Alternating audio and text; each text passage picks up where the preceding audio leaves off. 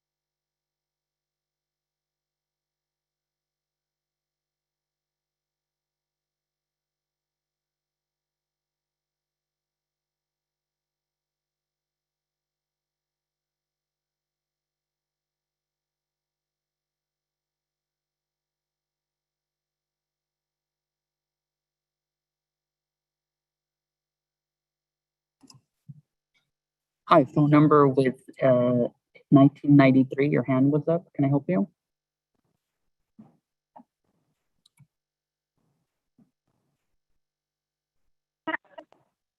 Hi, Mario. It's Ruth. Can I leave a public comment tonight? Yeah, right now the board is in closed session until about 6:30. Once we get to public comments, we'll start taking them, but I can add you to the queue of live public comments. Thank you so much. Not a problem. Thank you. Your hand was up. Can I help you?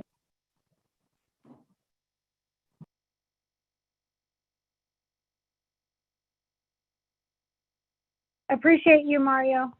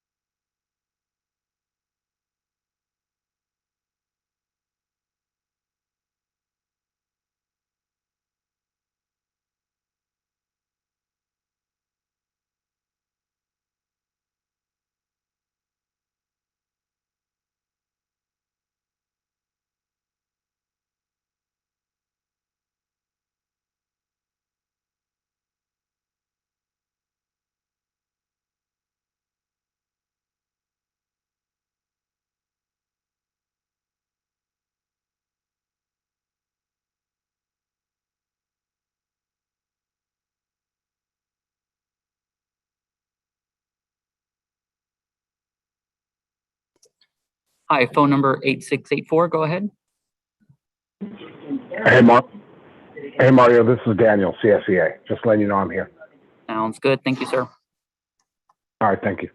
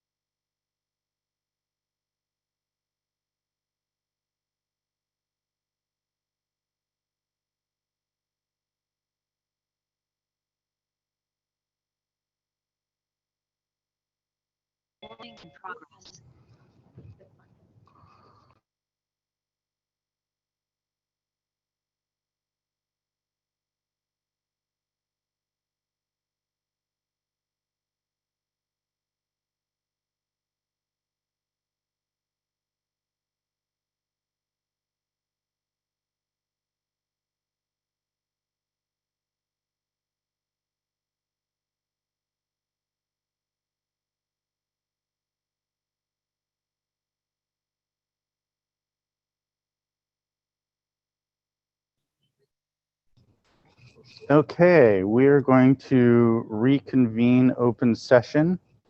I am going to have us start with the Pledge of Allegiance. And I'm going to start with Yorgos. Can you lead us in the pledge? Can. And begin. I pledge allegiance to the flag of the United States of America and to the republic for which it stands, one nation, under God, indivisible, with liberty and justice for all. Thank you, Yorgos. All right. Announcement of actions taken in closed session. E1, Government Code Section 54957, Public Employee Discipline Dismissal Release, information received. E2, Government Code Section 48918, Student Discipline Case Number -2022-3S, information received. E3, Government Code Section 54957.6, Conference with Labor Negotiators, WSTA, CSEA, and Management. Information received. Okay. So moving on to, I didn't take roll, but now that you're here, I will. Roll call is Trustee Kirby Gonzalez here. Vice President Wong. Here. Clerk Venegas. Present. And Trustee Barnes. Present. And I too am present. All right, moving on to the approval of the agenda. Is there any items that wish to be taken off the agenda or moved to a different location? Yes, President Pizzotti, I would like to remove item P3 for further discussion. At a later date or keeping it on this agenda item? Further discussion at a later date. Okay, so we'll table that item for this for right now. Okay.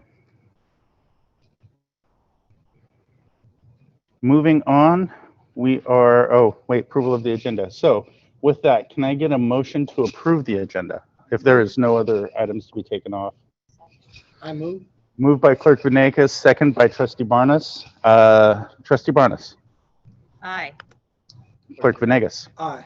I too vote aye. Vice President Wong. Aye. And Trustee Kirby Gonzalez. Aye. Okay, so the agenda is adopted. Moving on to J1. In communications and celebrations, school report, Riverbank Elementary School, Principal Jaime Avalar and Kristen Rodriguez. There they are. All right.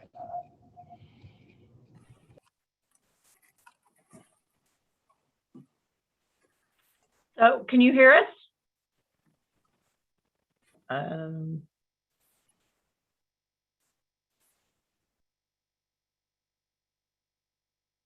Can the board hear us?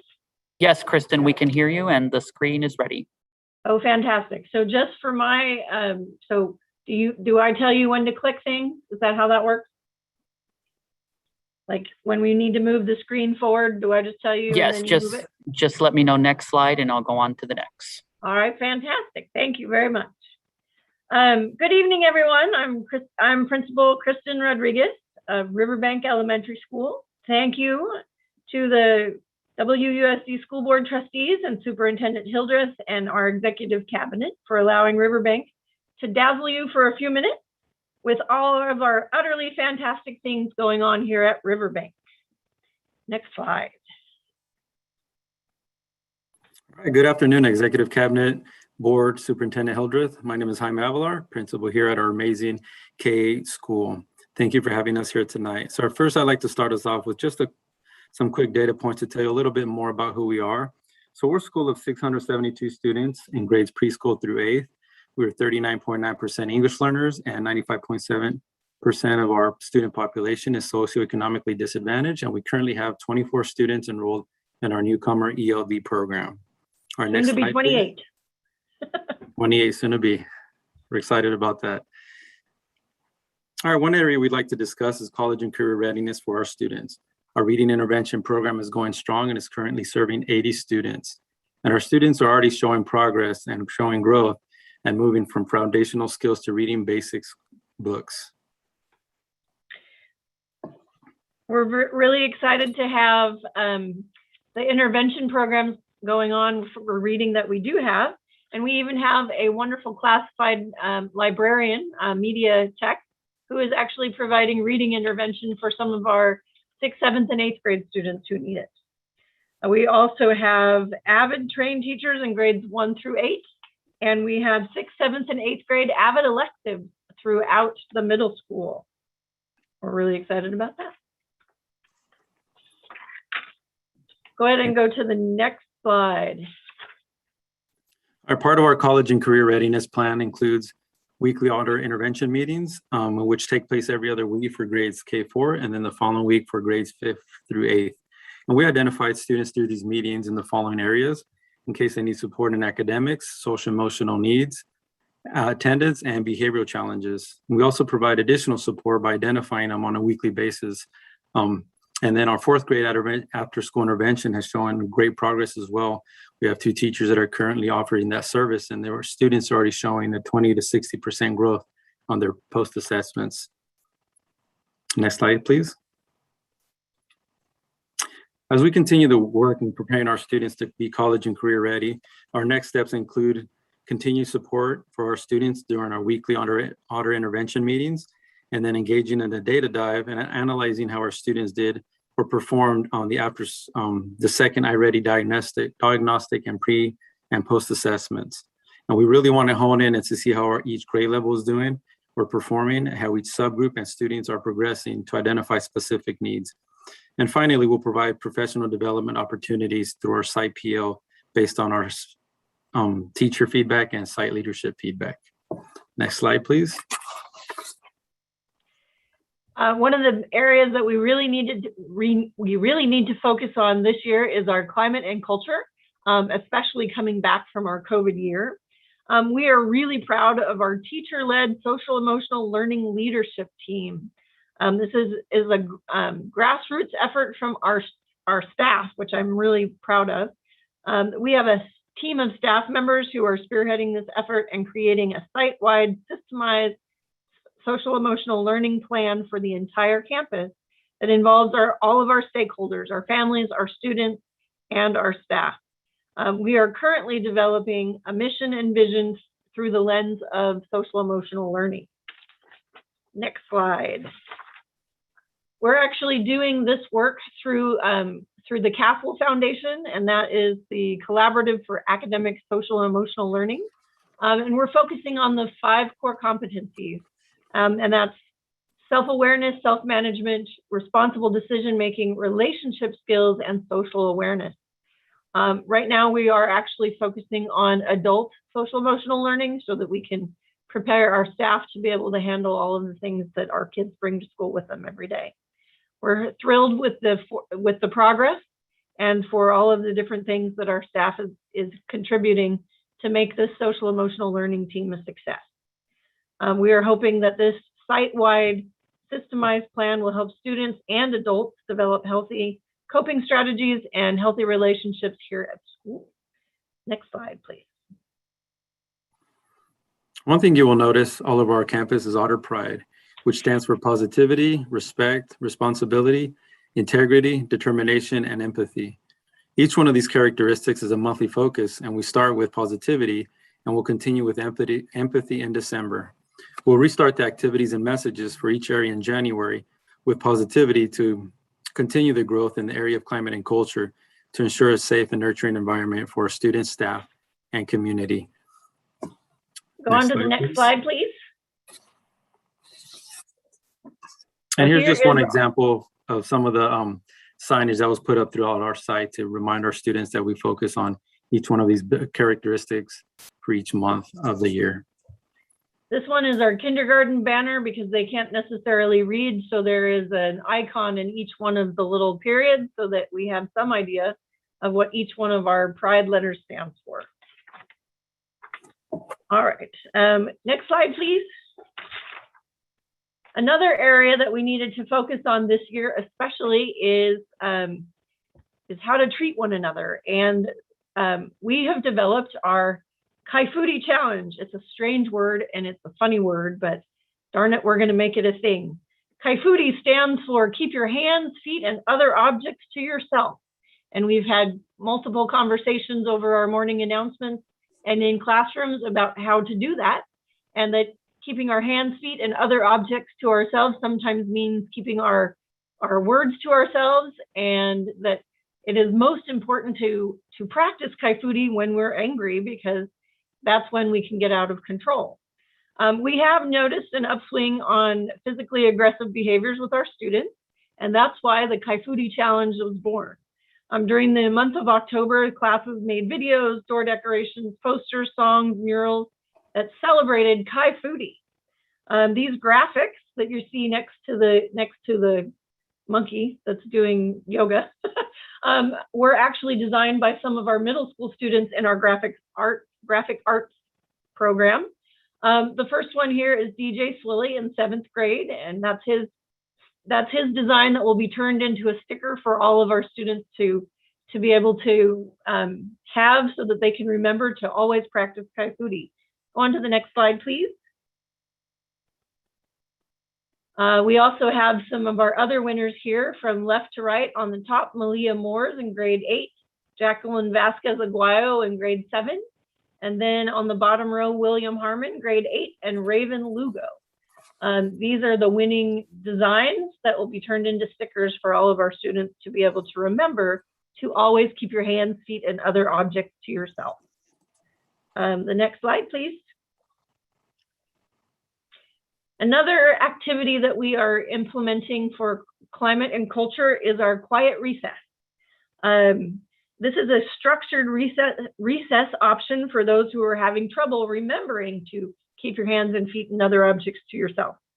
In quiet recess, you have card games, board games, Legos, art, and other activities that you can invite a friend to. So that instead of getting overstimulated with all the running in outdoor games, they can do some quiet activities and still relax and enjoy their recess time. On the other side of the screen, you see our IYT partnership, and that stands for Improve Your Tomorrow. And that is creating leadership opportunities here at Riverbank for our 7th and 8th grade boys of color. IY students will be hosting monthly lunchtime activities for our students in grades kindergarten through 8th grade to promote our key character traits in Otter Pride. And I'm really excited to get these boys involved in our student leadership program through IYT. Next slide, please. As you may have noticed, climate and culture is a major focus for Riverbank, and some of our next steps include we're going to continue our SEL work with our site team and staff alongside our PBIS initiatives for positive behaviors here on campus. And then we're going to continue developing our Playworks and our Otter Pops program, and then creating check-in and check-out procedures for students with specific needs. We're also working on incorporating additional restorative practices based on a recent PL we had. So thank you, Mr. Burns, for that. And then we'll also include individualized behavioral plans, which I'm really excited about, as these will be tailored for each student based on specific needs. And then, like Ms. Rodriguez just mentioned, our IYT leadership students will be creating activities for our K-8 students throughout site to really build on their leadership capabilities. Next slide, please.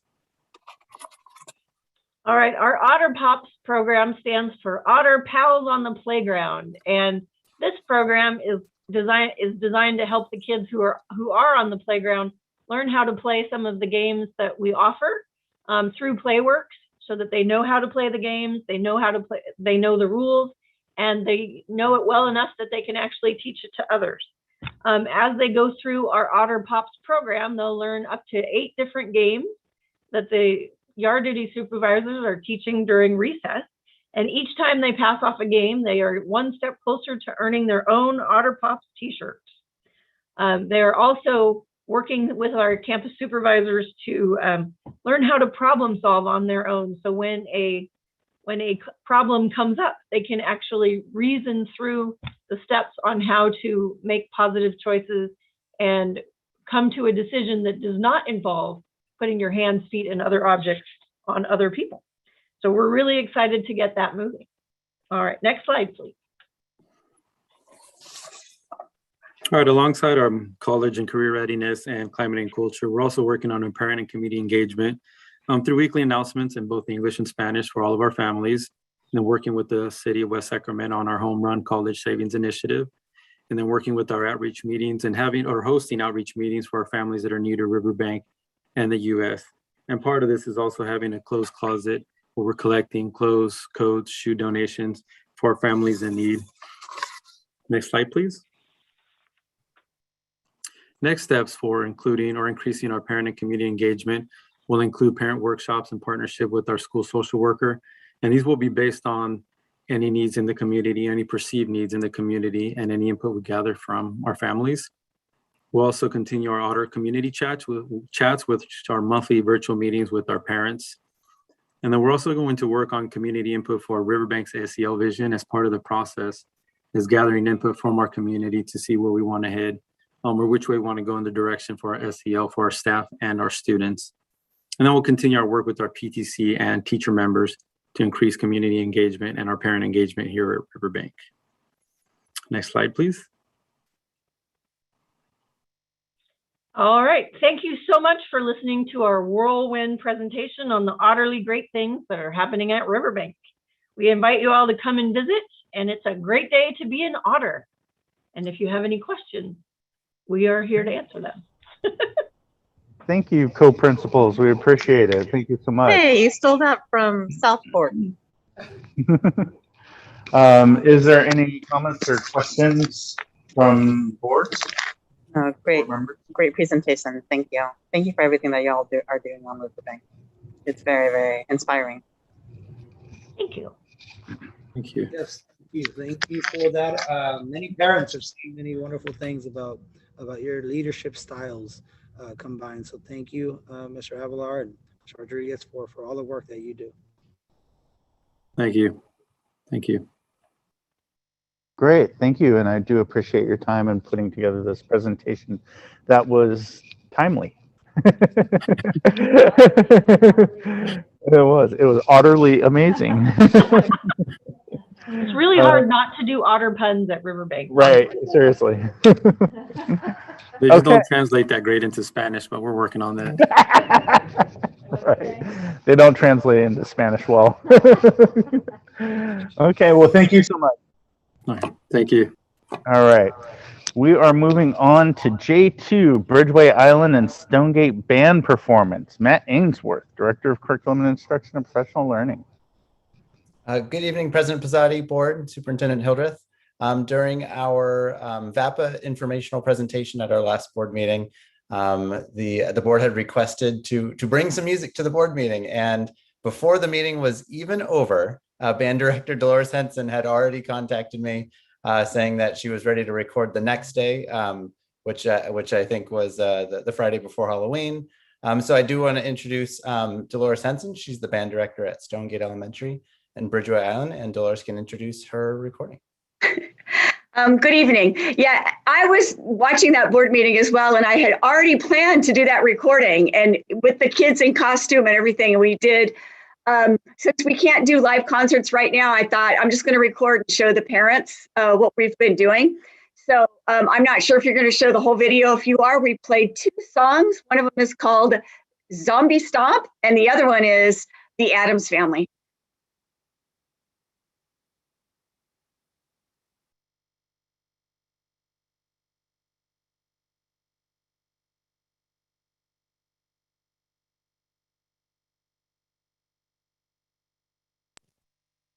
I don't know who's playing it, but you have to share your sound from your computer.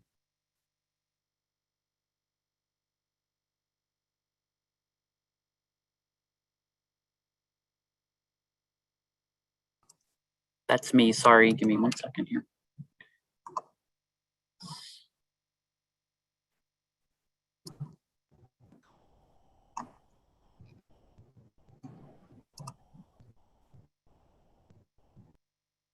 Can you guys hear it?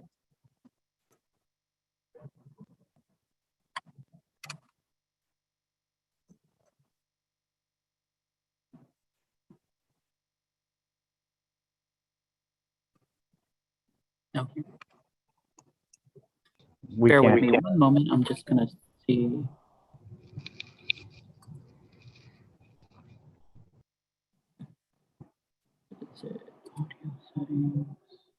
While he's kind of at pause, I'd like to say, notice we are definitely wearing masks. We're 6 feet apart, and we have bell covers on our instruments as well.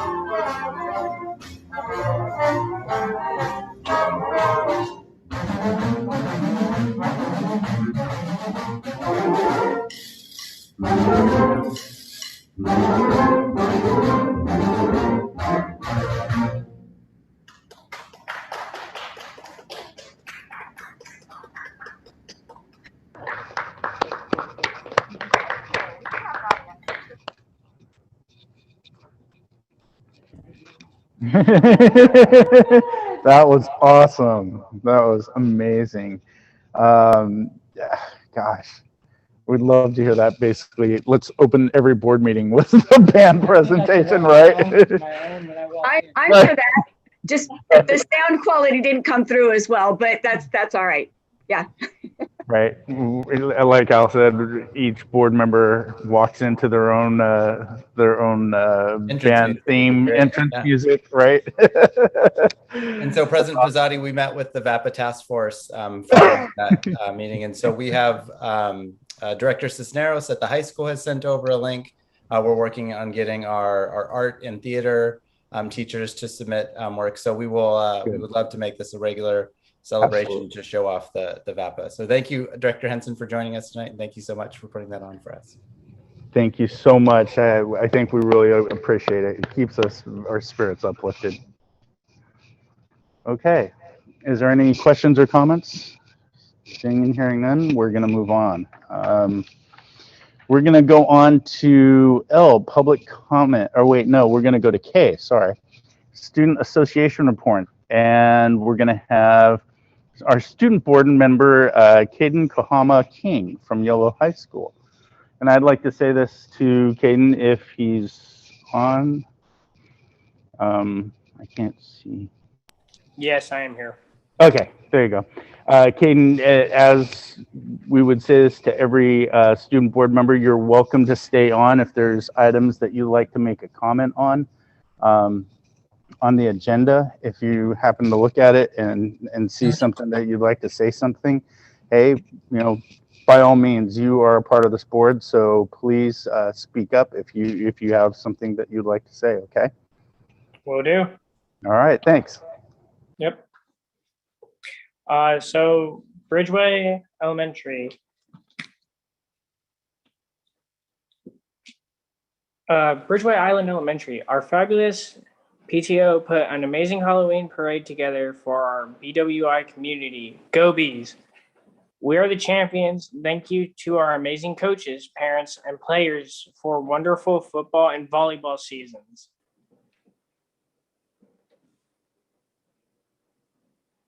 Elkhorn Village, second annual Jogathon. Students had a great time participating in this year's Jogathon, having fun while getting in their cardio.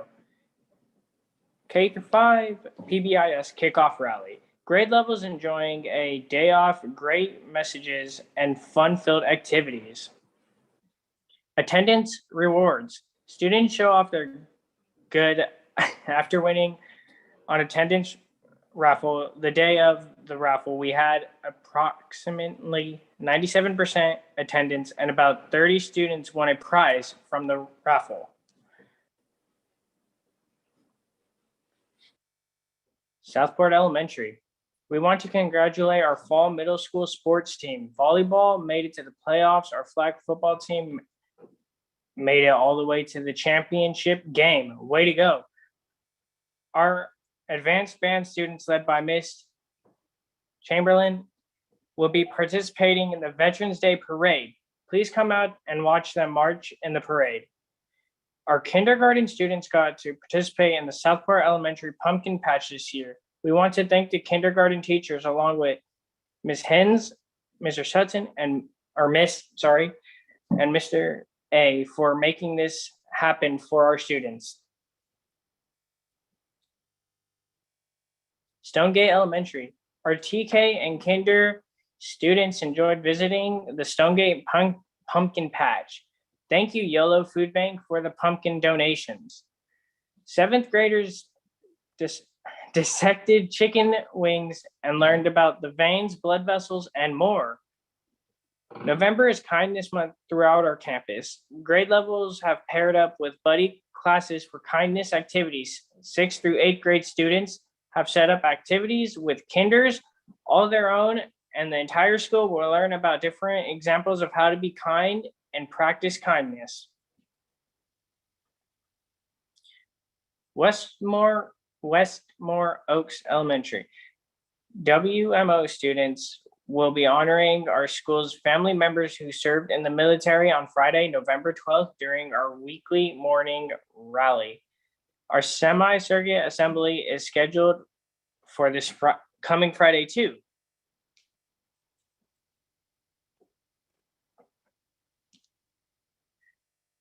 Westfield Elementary. Wildcats had a fun-filled day with the PBIS Halloween Parade. Middle school students participating in team building activities with our Green Light Go mentors. Virtual Academy. We loved getting to meet so many of our students during our Fall Festival drive-through on Friday, October 29th. Assemblies this month, 6 through 8 honor roll and high honor roll. 15 of our 6th through 8th grade students made honor roll, 3.0 to a 3.49 GPA. 18 of our 6th through 8 students made honor roll, 3.5 to a 3.99 GPA. October students recognition. WUVA October traits caring and friendly. November traits communicators. On Thursday, November 4th, our 6th through 8th graders attended an assembly with Amanda Gorman, famous poet, author, and activist. Amanda shared her new book called Change Sings. Opportunity Academy. Students are demonstrating tremendous academic and social emotional growth as the semester quickly winds down. Our Green Light mentors are here on a daily basis, working and supporting our students in academic, social, emotional, and collaborative growth. Check out the photos below from the fun team building activities we did last week.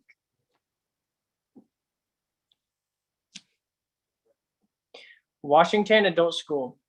We were thrilled to be invited to present at Yolo County's Work Board Innovation Board about our partnership with the county and current CTE program offering through our construction training program, as well as our expanding WUSD Adult Pathway Career Opportunity Preparation programs.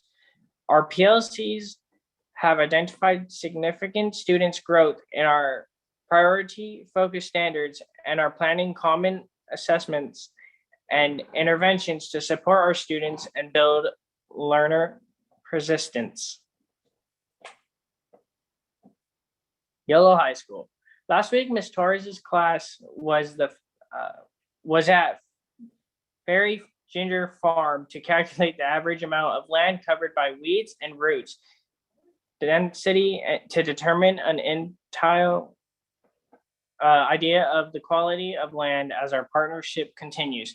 Our staff is hard at work in creating a cross-circular engaging and relevant performance tasks to build student skills in the real world, and are excited to roll these out next semester. Stacy Tran and Robin Bell Wallagram led our staff earlier today in best practices to support students in learning academic English across the curriculum. Thank you, Stacy and Robin. Washington Middle College High. Enrollment for next year has begun. Early bird deadline is December 17th. Presentations for Stonegate and WUVA are ready, more to come. Last Friday, 20 8th graders from Lighthouse Carter visited campus for a tour and college activities. College acceptance are coming. Congrats to Natalia Bibico for our first senior to be conditionally accepted to Humboldt State and Sonoma State. River City High School. River City presents the Fall Showcase Saturday, November 13th, 2021. Gates open at 6:15 and the showcase starts at 6:30. And River City had their back together the first staff meeting of 2021.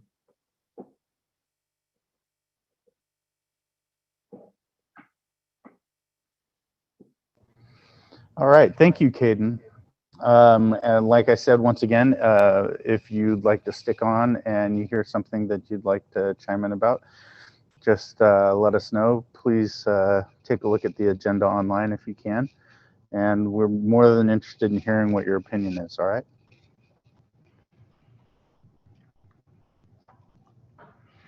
All right, moving on to K2, WSTA report. Doug Knepp, are you on the line? Yeah, I'm here. Okay, go ahead, Doug. All right, so my dogs are probably about to freak out because I know my wife just got home and they're going to find out here pretty soon and start barking. So if they do, sorry about that. I also want to set the record straight, Ms. Wong. It is a great day to be a bee was the original phrase started by our own wonderful Grace Chen a very long time ago. So I'm glad you guys all like stealing our phrases, but it was originally a Bridgeway phrase. All right, thank you. First of all, I want to say good evening to you all, Superintendent Hildreth, President Pizzotti, trustees. It seems like the school year just started, but parents with students graduating this year will tell you that applications are already being submitted. Students and parents alike are already preparing for the financial impact of higher education. WSTA's Scholarship Committee is gearing up to raise funds in order to help to support our students in this process. Last year, we were able to hold a terrific virtual paint night, and we raised nearly $1,000 for our scholarship. And I even believe a few board members may have attended that paint night. We're excited to announce that on December 7th, we will be hosting another paint night. Last year, educators, administrators, and community members participated, and by all reports, it was a terrific success. Please be on the lookout for registration information if you wish to attend. All proceeds go to scholarship recipients at River City, YOLO, and/or Washington Middle College High School. For those individuals who are not so inclined at painting, we are holding a raffle as another fundraiser for our scholarship fund. Local businesses have donated some wonderful items. They include fantastic prizes, gift cards, local dining establishments, and gift cards to recreational entertainment events. And there's also a lot of fine bottles of wine from local vineyards. Anyone interested in purchasing raffle tickets can do so from any member of WSTA leadership or from a designated site rep at each school site in the district. The raffle closes on December 10th, so there's plenty of time to get in on the fun. Our goal is to double our past scholarship contributions. So we're looking forward to that. As I mentioned at the last board meeting, educators across the district are increasingly concerned about safety. Several sites are reporting staffing shortages for yard supervisors. WSTA believes this is a significant issue.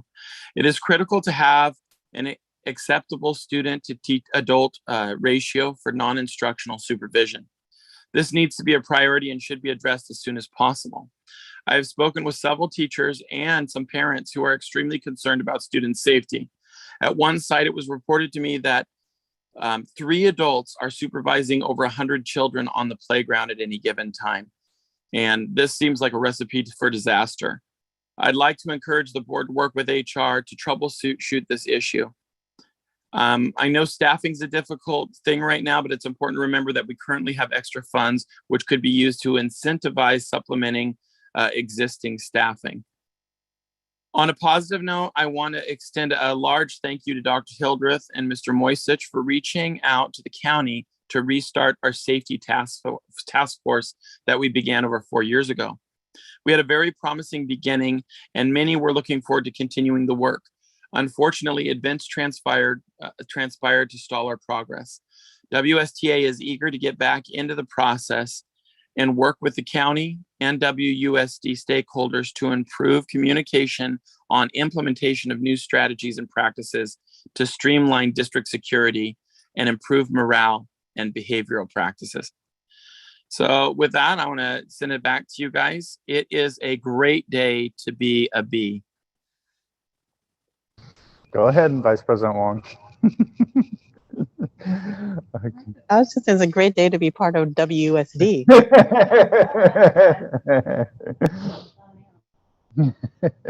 All right, we're moving on.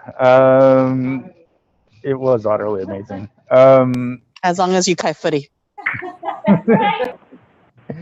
Okay, moving on to K3 CSEA report. Daniel Gandara, are you in, Daniel?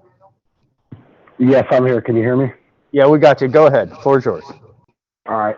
Thank you. Good evening, Superintendent Hildreth, President Pizzotti, and Board of Trustees.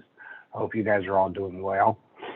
Tonight, I come to you with an update of a little bit of confusion regarding the treatment of my classified members that we received from Washington Unified School District. I'll be talking about negotiations and the recently pulled item of P3. So to start with negotiations, it's still complicated to me. I say that due to the fact that we met on October 19th. Our scheduled time was 1:30 to 3:30. We opened up negotiations with our proposal that was delivered to the district at 1:30. We caucused, I believe, about 1:50 after we gave our rationale and discussion. The district then returned at 2:20 to inform CSCA that they will need more time, and that was the end of negotiations for that day. So we negotiated for 1 hour, from 1:30 to 2:30, essentially. And then we met again November 2nd. I believe we had a time slot, and you can, I believe it was 8:30 to 1:30. Again, we negotiated, we received their proposal, we gave back their proposal, and we, at the end of the day, received their proposal at 1:40, I want to say. After that negotiation session, I met with my team, and it was clear and evident through the negotiation process and the exchange and proposals that Washington Unified School District does not want to compensate classified staff for the hard work that they do during these COVID times in relation to COVID-related duties. When the district's proposal is copy and paste existing contract language already in our collective bargaining agreement, that's not a proposal. That's already established existing language. And they may say, well, we waived the out of class pay from 5 to, you can work out of class 5 out of 15 days. They said they waived that. Let me clarify by saying my classified members have been working out of class doing additional COVID related duties for 65 or 66 days now since school started. We gave examples to the district of what duties were being done by classified staff. I encourage each of you board members, I know some of you guys are Bridgeway, some of you guys are Alcorn, please go in these offices in the morning, throughout the day, whenever you have time, and go see what our secretaries are doing, our youth outreach specialists are doing, our health aides are doing. Go see how it's crazy right now in these offices, and they are being tasked with so many duties and so much work. And for the district to not want to compensate classified staff for such a great job they are doing and working for our students and our families, I don't know what to tell my members anymore, except for the district, again, does not care about the job you guys are doing. So that's a little concerning to me. And the other thing is, the other last item is P3, which was pulled. I was concerned with P3, and here's why. We were asking for the district to, or not we, Human Resources was asking for the district to create another HR management position for the cost of $190,000 a year. I understand there's benefits tied into that, but it turns out $190,000. This is a department that is already fully staffed. It's actually fully staffed plus one. Since the reduction of the HR director position back in 2017, maybe 18, they did not lose an FTE. That position name changed. And if you take the proposed HR manager, HR position that's proposed, director position, and you take the HR manager position, extremely similar job descriptions, almost wondering why you need two of them. So, you know, it's concerning when we go through the reclass process for a position in HR. We propose to negotiate a $5,000 a year annual increase during reclassification. It was turned down. I think their counter proposal was to the tune of something like $2,300 or $2,400 annual. So to ask for a $190,000 position when a $5,000 a year increase was, I guess, not worthy with the added duties that were proposed. And let me just say, that negotiation from a year ago, literally a year ago, because HR just sent out the new reclass questionnaire, I want to say this past week or last week, that HR reclassification is still not completed. It's still in negotiations. And so I just want fair and equitable treatment for my classified members. And I will end it with agreeing with Doug. I think we do need more campus security. I think one solution would be to see if these 2 or 3 hour crossing guards or 2 or 3 hour noon duties would like to extend their day and work longer. That's also a possibility. And again, I know I spoke about this a few board meetings. I am waiting for my health aides from 6 to 8 hours. This has been a discussion. I'm still waiting.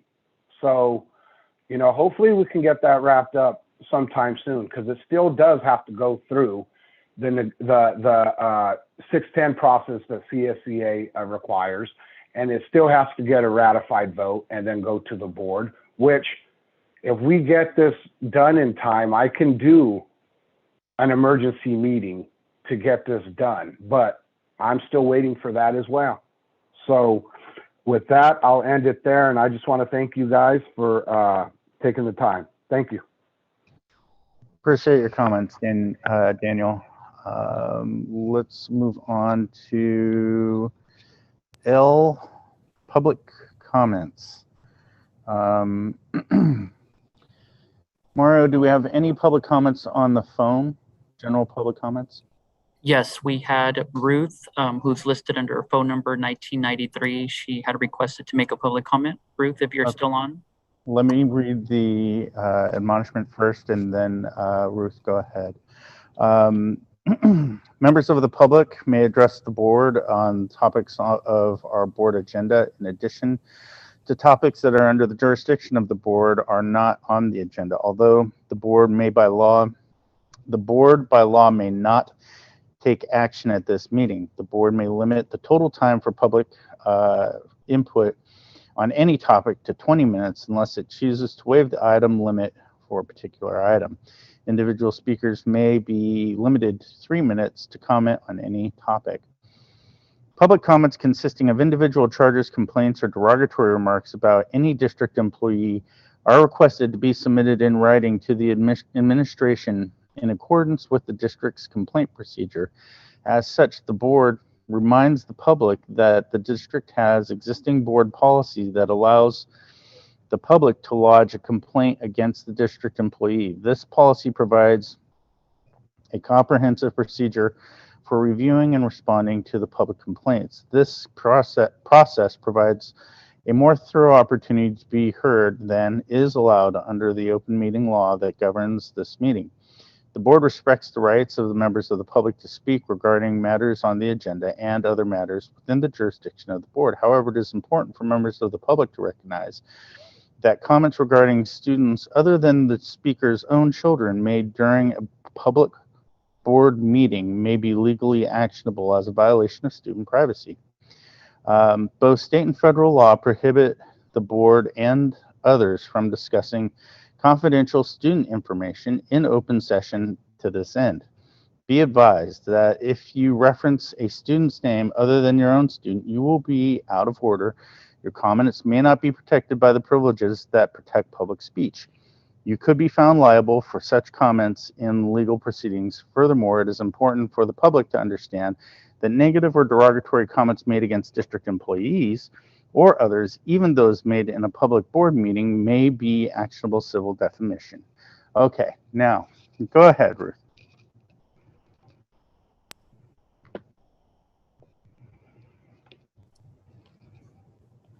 Hi, Ruth, you're muted. If you want to unmute, you may begin.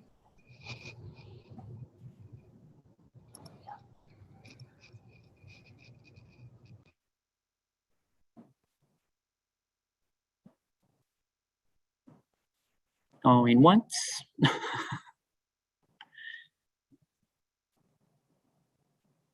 Oh, it looks like the 1993 phone number just dropped. It looked like it just dropped, yeah. Other than that, there's no other live comments that were just pre-submitted. Okay, well, if Ruth wants to jump on, then she can call back in a minute. Let's see, Gail Costello, another general public comment. I find it frustrating that several times since I began paying attention, the more controversial items have been placed at the very end of the board meeting agenda. I do not know if this is intentional to wait out the members of the public who feel pressure to return to duties at home. But if anything is controversial, it should be discussed when the most members of the public can attend and comment, not after everyone is mind-numbed by data and education needs. Placing a discussion and proposal regarding equity in the schools at the very end of the agenda feels like it is intended to avoid wide exposure in the community. I also think with all the discussion nationally about equity of results versus equality of opportunity, gendered identity, and bathroom, locker room, and girls' sports issues, that the school board should try to be as specific as possible in their own language and terminology.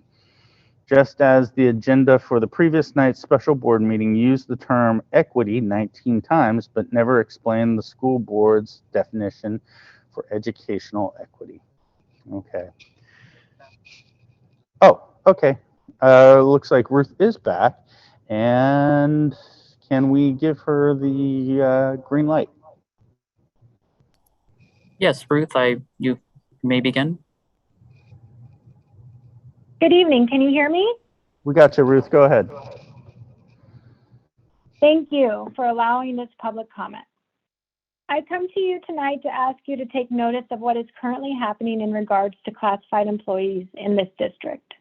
You are all intelligent, and I know you truly understand what classified members do as a whole and on a daily basis. So I don't need to detail it for you, nor do I need to express how without classified members, the whole and daily functions of this district would diminish greatly. With that common understanding, I am requesting that starting tonight and continuing into the future, a standard practice be established within our HR department. A standard whereas classified members are treated with the same care, concern, and value that other employees in the district are afforded. One example is giving fair and equitable compensation and benefits for all employees that are completing extra duties related to quarantine and COVID. Currently, this is not the case. When certain employees or groups benefit and others do not, we must evaluate the why, especially when the impacts are clear and evident to both.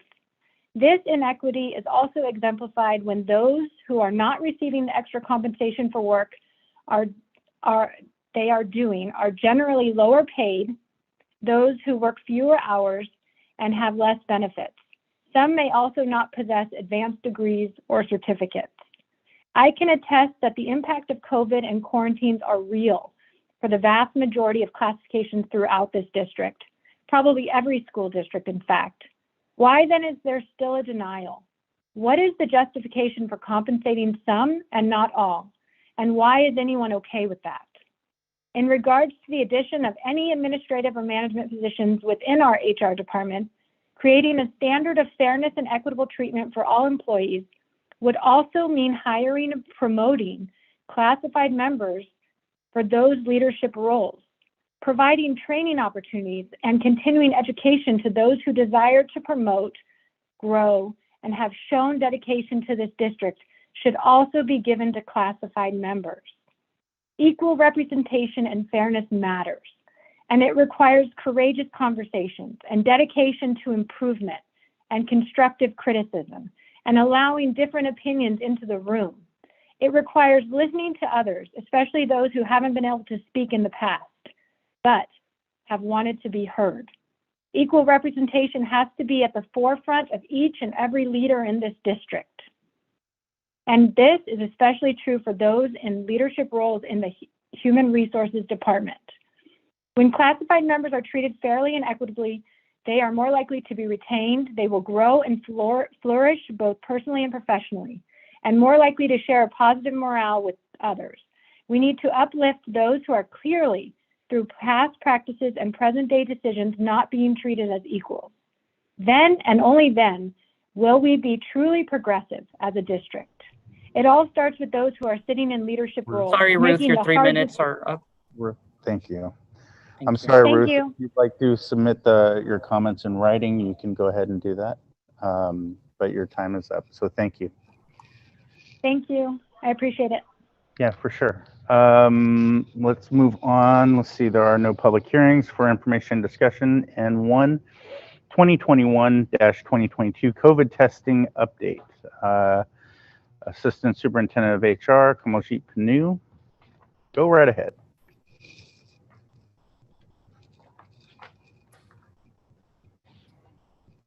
Thank you, President Pizzotti, trustees, and Superintendent Hildreth. I'm going to be joined here by my colleagues. As we mentioned in one of our previous updates, our COVID testing and our COVID protocols throughout the district are being managed and supported by multiple individuals and departments within our school district.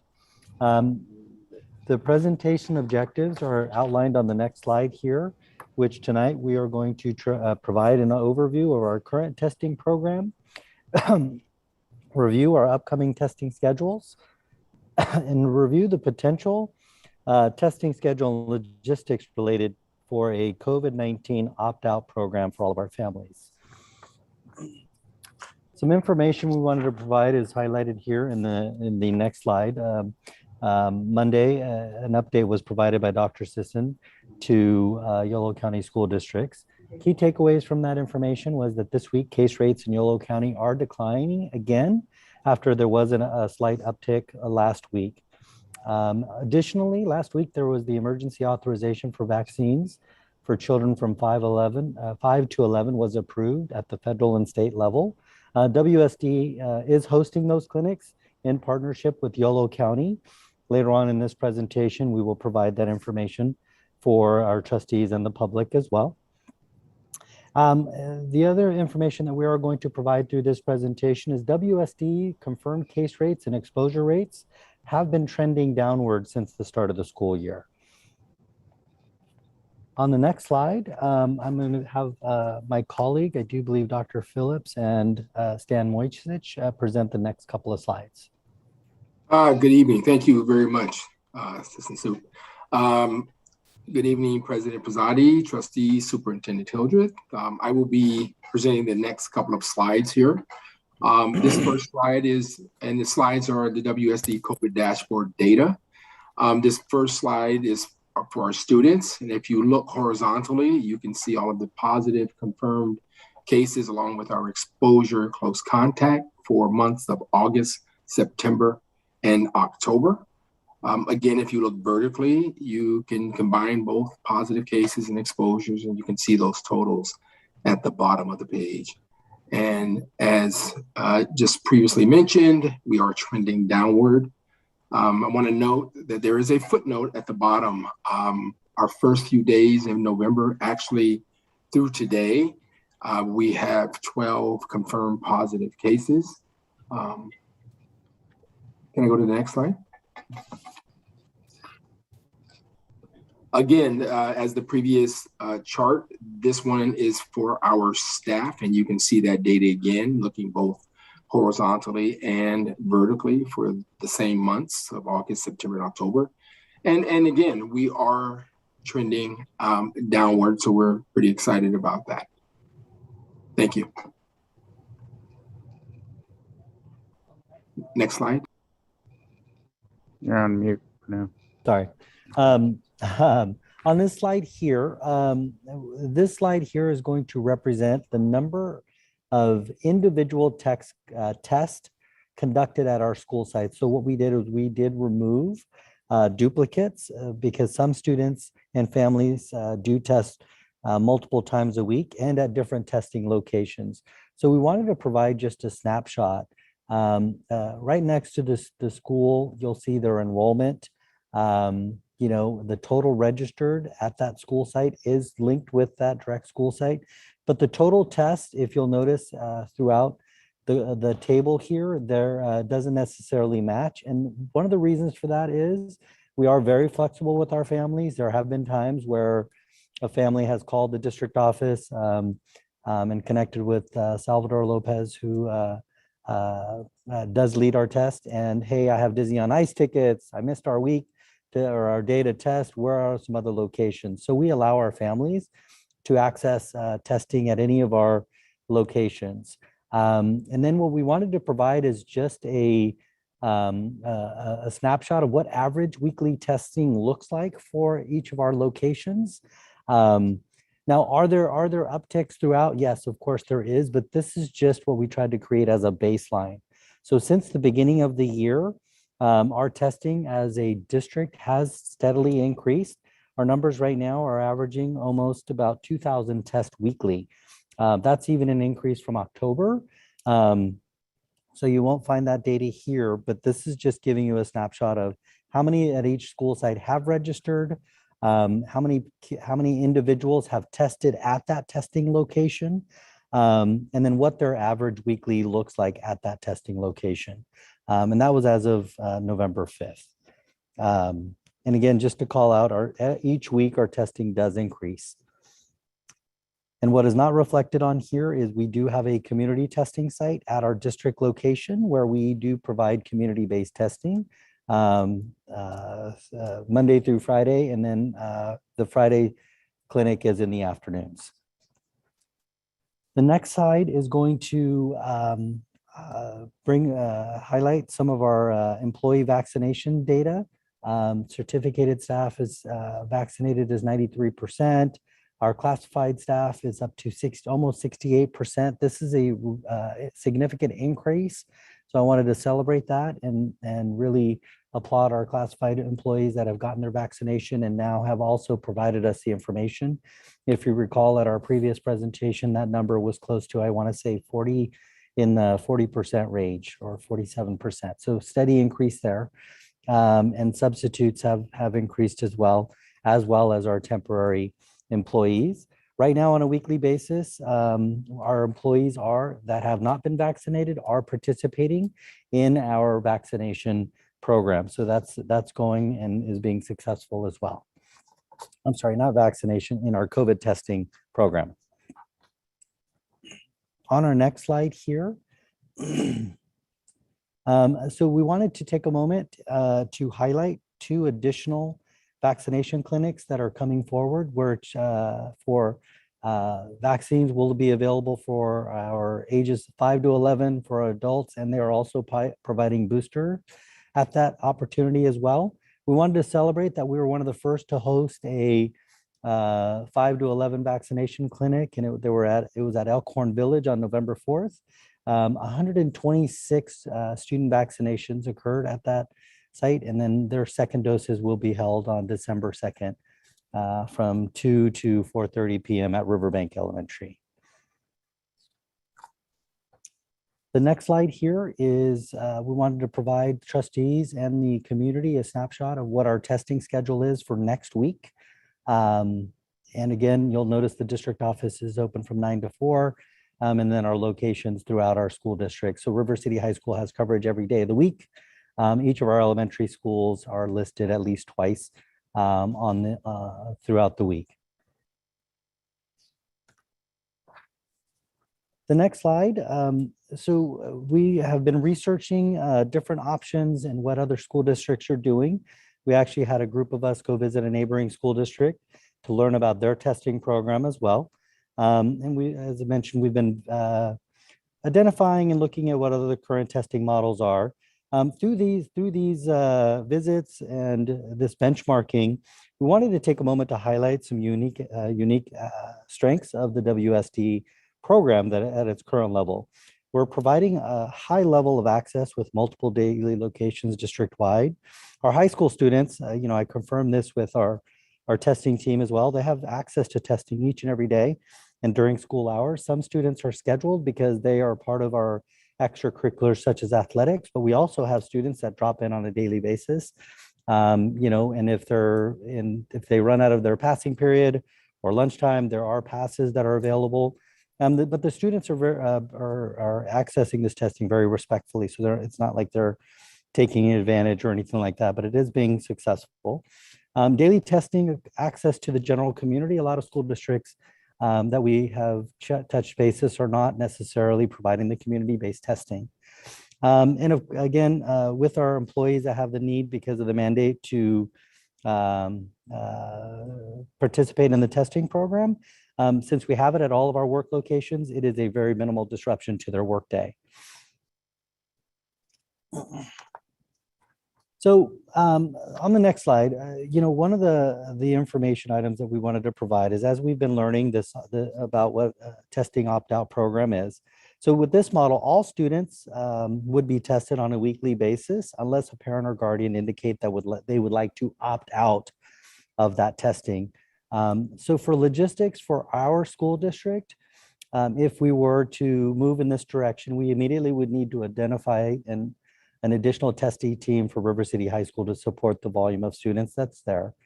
This requirement would also eliminate our ability to provide our community-based testing due to the capacity that we would need to have with providing this level of service.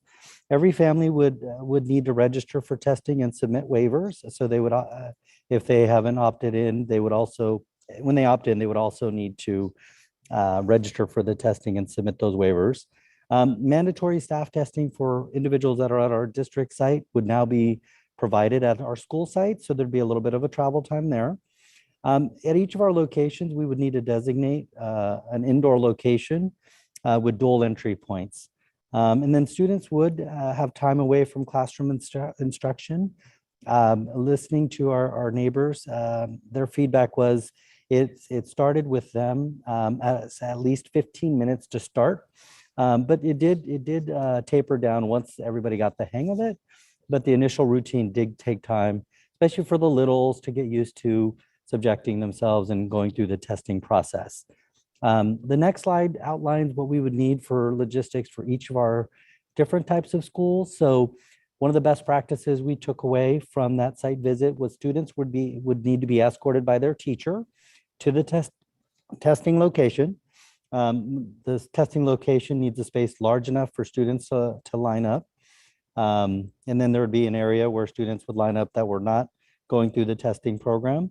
They really encourage having pre-filled registration cards for the students. So the masks and the shields, there's not a lot of lost dialogue there, because as we know, sometimes it is hard to hear if you're wearing a mask and then there's individuals behind a plexiglass. So the testing team would include a greeter, registration, kiosk workers, and then a quality control individual and someone that cleans each of the workstations after students have gone through.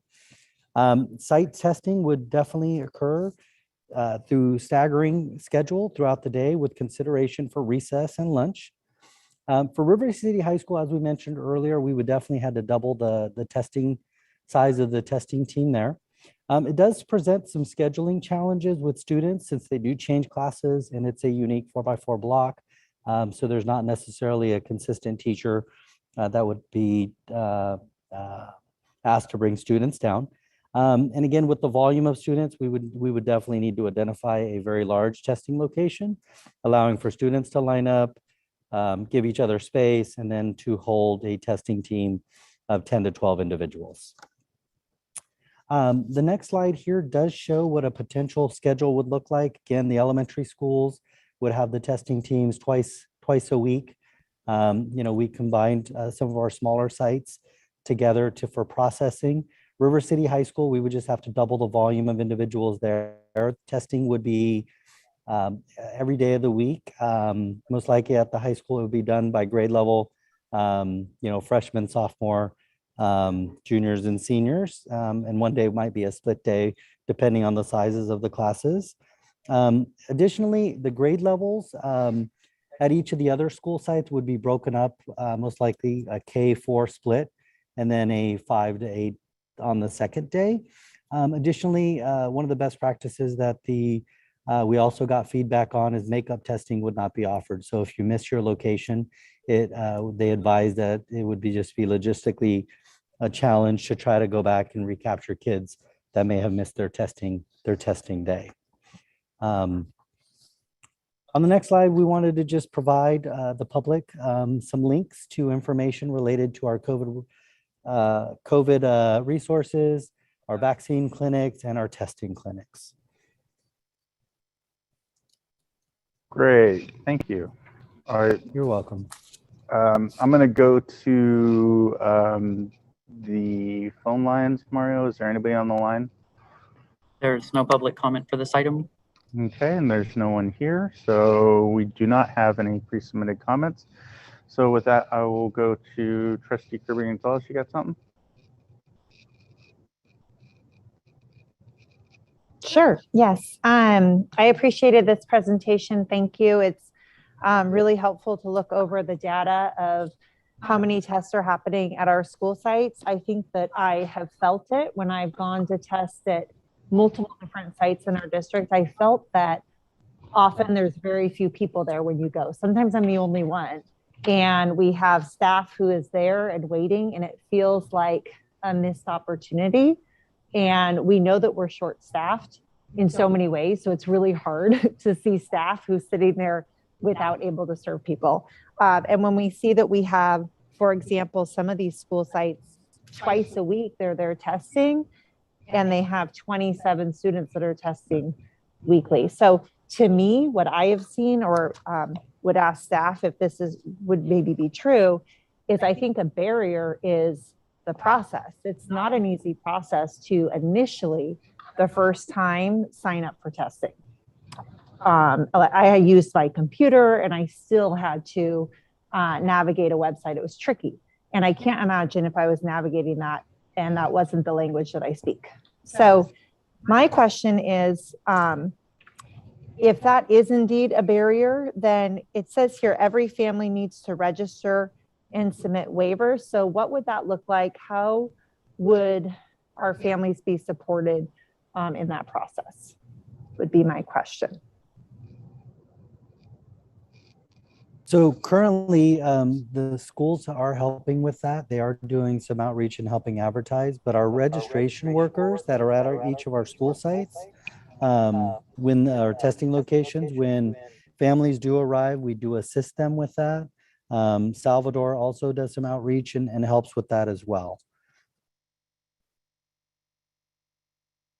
But you're saying that if we had the opt-out model, that everyone would still have to register. So that's where I feel like that is a hard.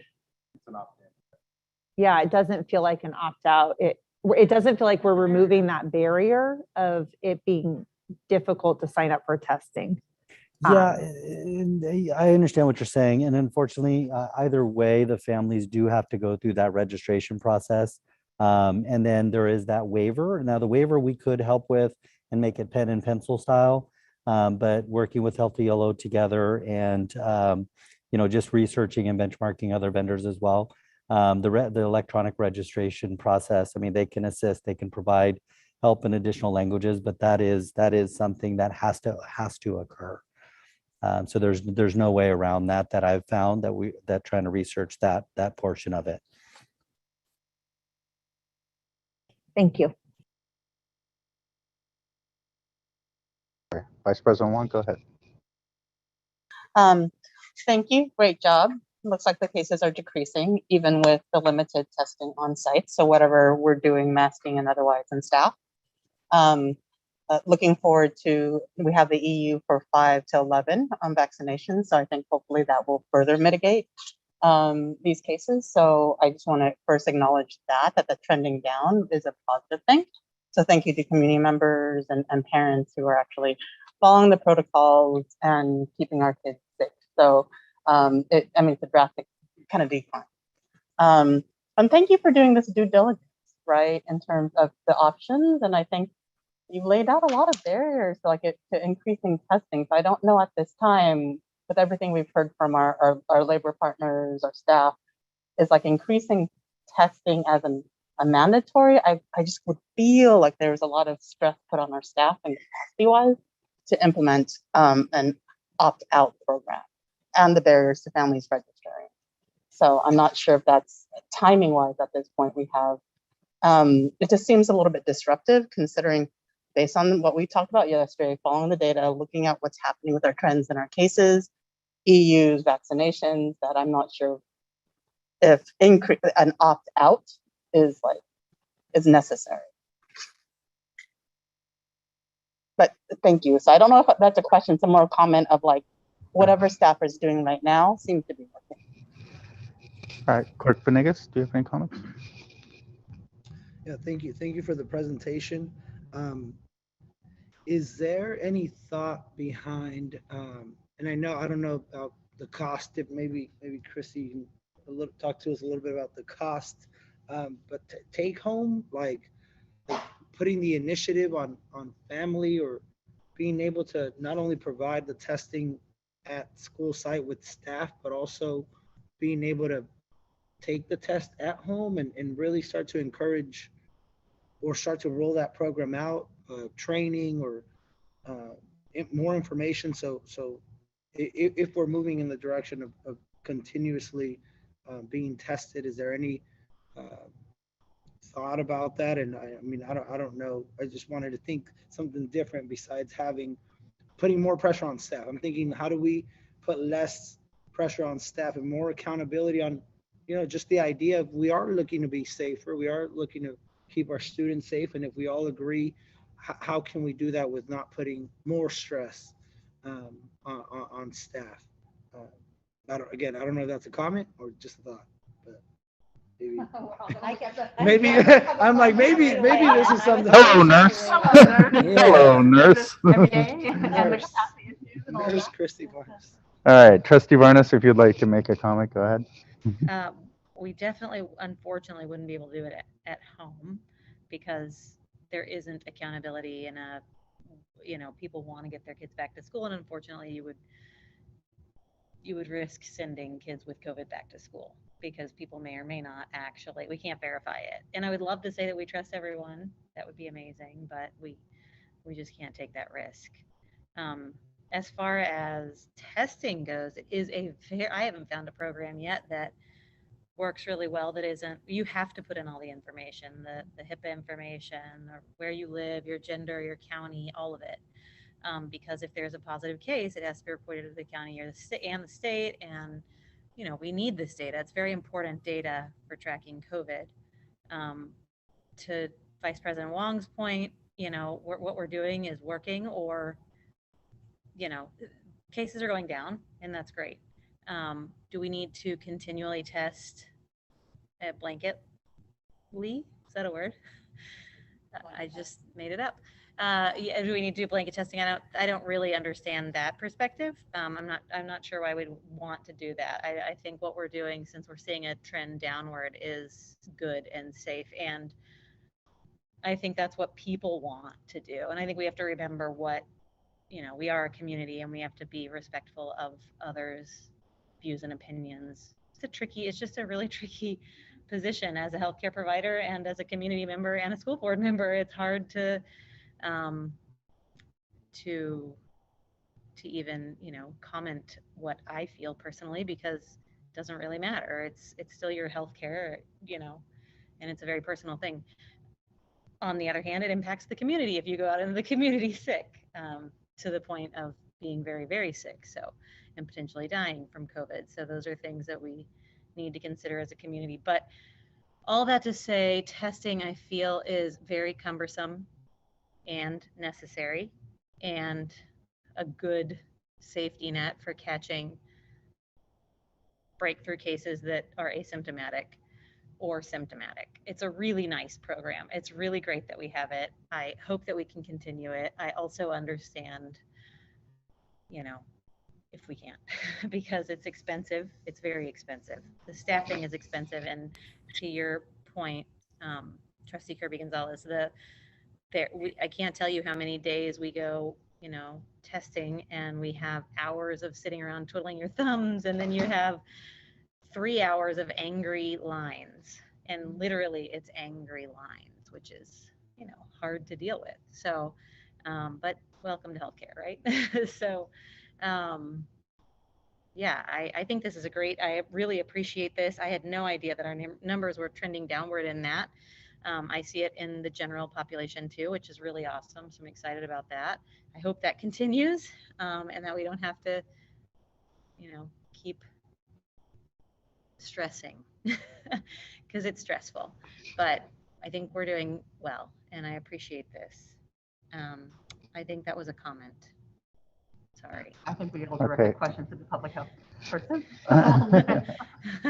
So I got some questions, because I do have, and I will preface this by saying that I did raise these questions earlier in my one-to-one meeting with the superintendent. So this is not news to anybody, but I look at the student tests on their weekly average versus their enrollment.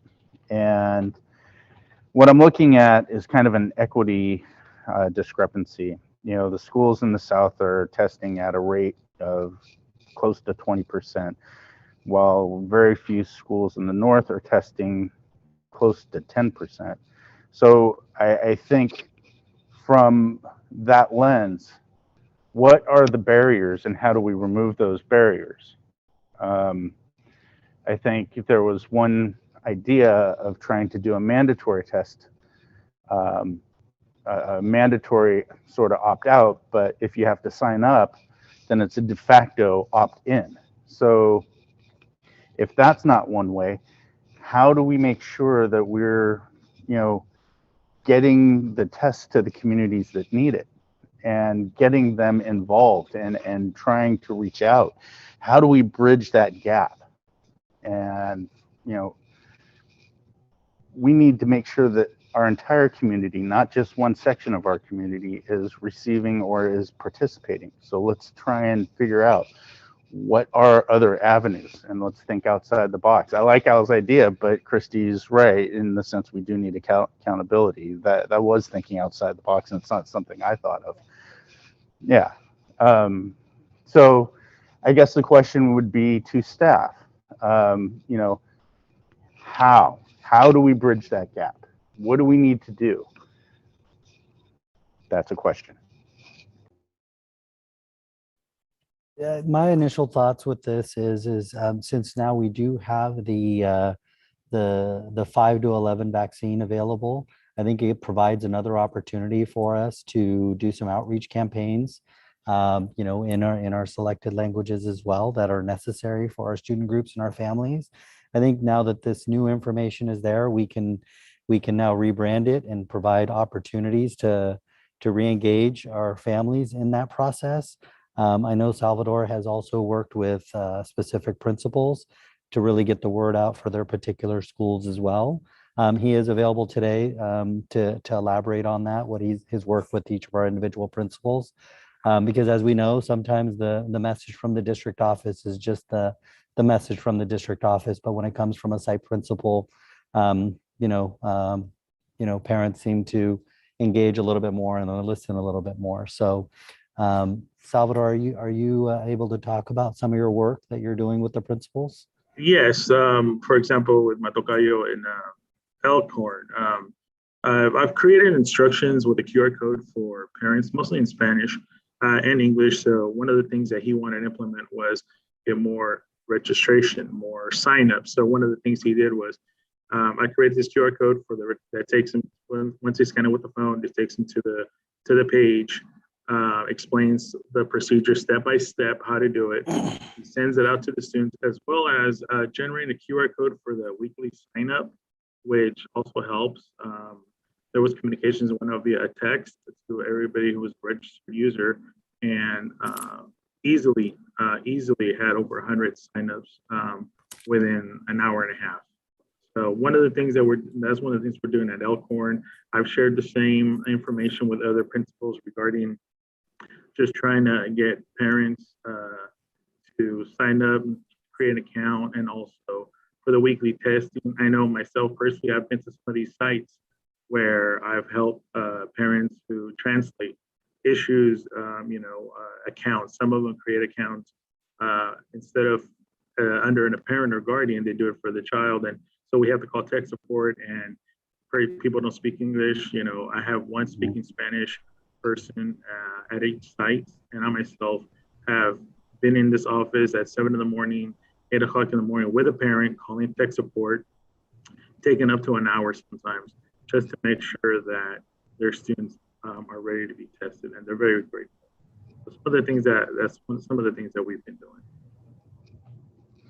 Okay, thank you. And then the other question that I have is, where it says total registered, like say we'll use Elkhorn, it says 273, but the enrollment is 515.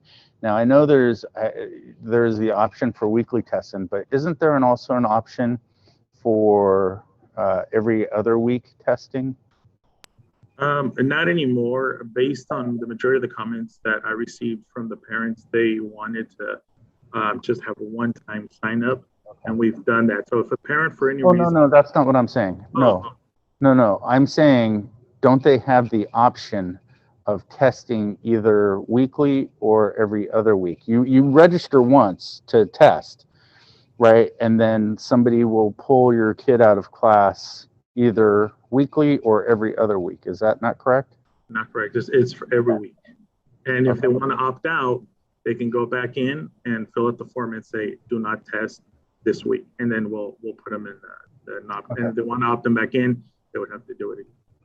Because it looks like, say, Elkhorn is 273 total registered, which is almost half. Well, it's more than half of the entire student enrollment.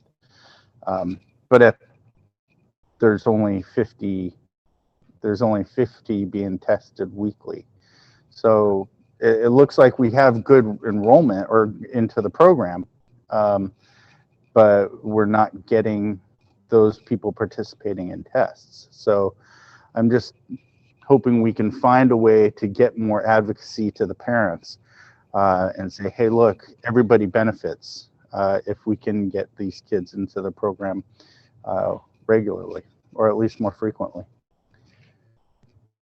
Yep. I agree. Even like, I'll be honest, here at the DO, if I see a family coming up, I'll ask a question. Is everyone going to get tested? no, just him. And I explain, okay, why is that? And I talk to them, and then they're like, oh, okay. And I tell them myself, I get tested 3 times a week, Mondays, Wednesdays, and Fridays.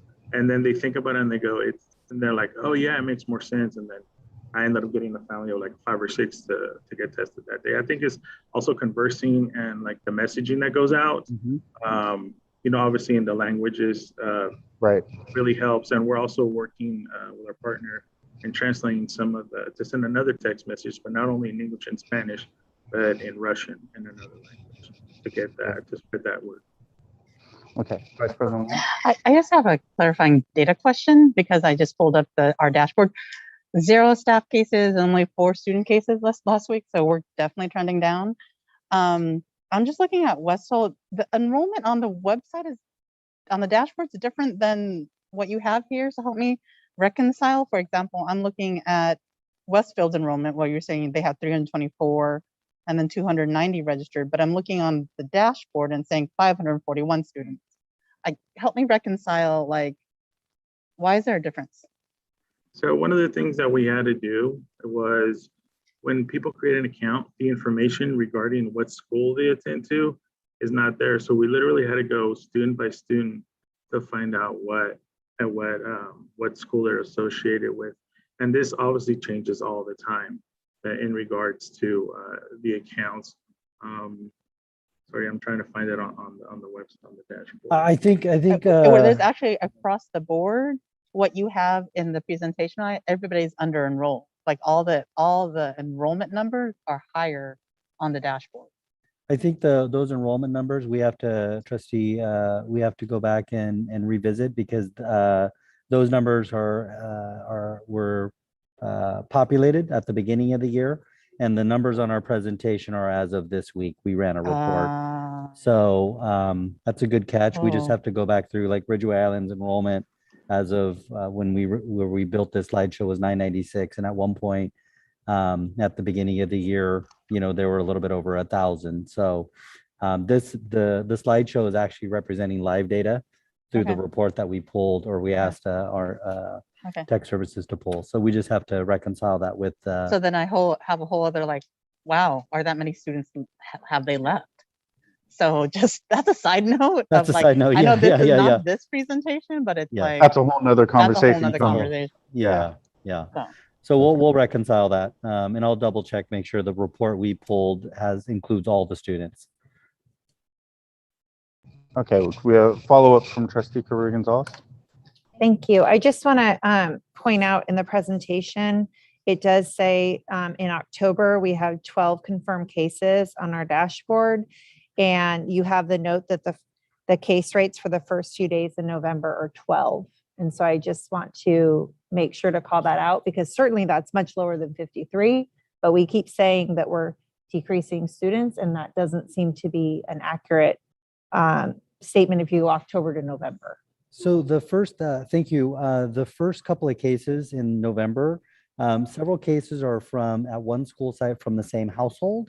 So we're anticipating that that's going to average because that school hasn't had any cases since that time. So there was a little bit of a bump, but it was all kids that were in the same household at the same school site.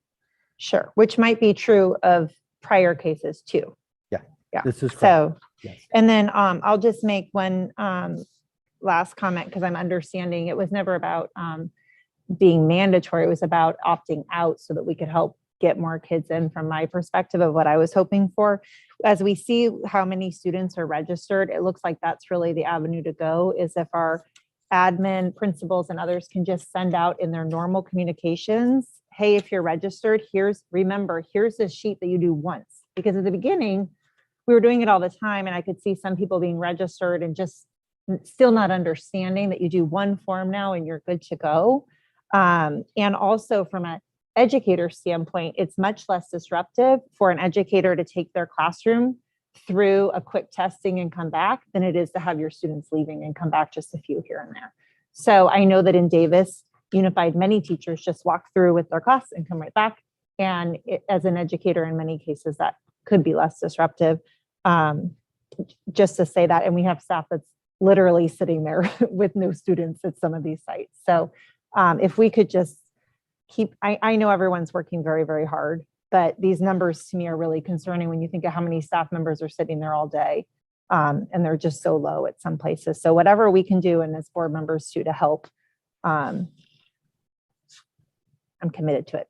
I don't want to interrupt this conversation, but I just wanted to, there was a question that was asked earlier and I thought I'd just put some clarify. I was just looking at some of the numbers that were, we talked about the enrollments. I do notice that in some of these schools, they're just including the K-5 numbers of those schools. And so we probably, because in Aries, as you get numbers, you have to actually do it twice. You have to do a 6-8 and you have to do K-5. And I've noticed, at least in 3 places, that we did not include. Because I'm like, we're about to go into state receivership. We Like, at least. I'm like, okay.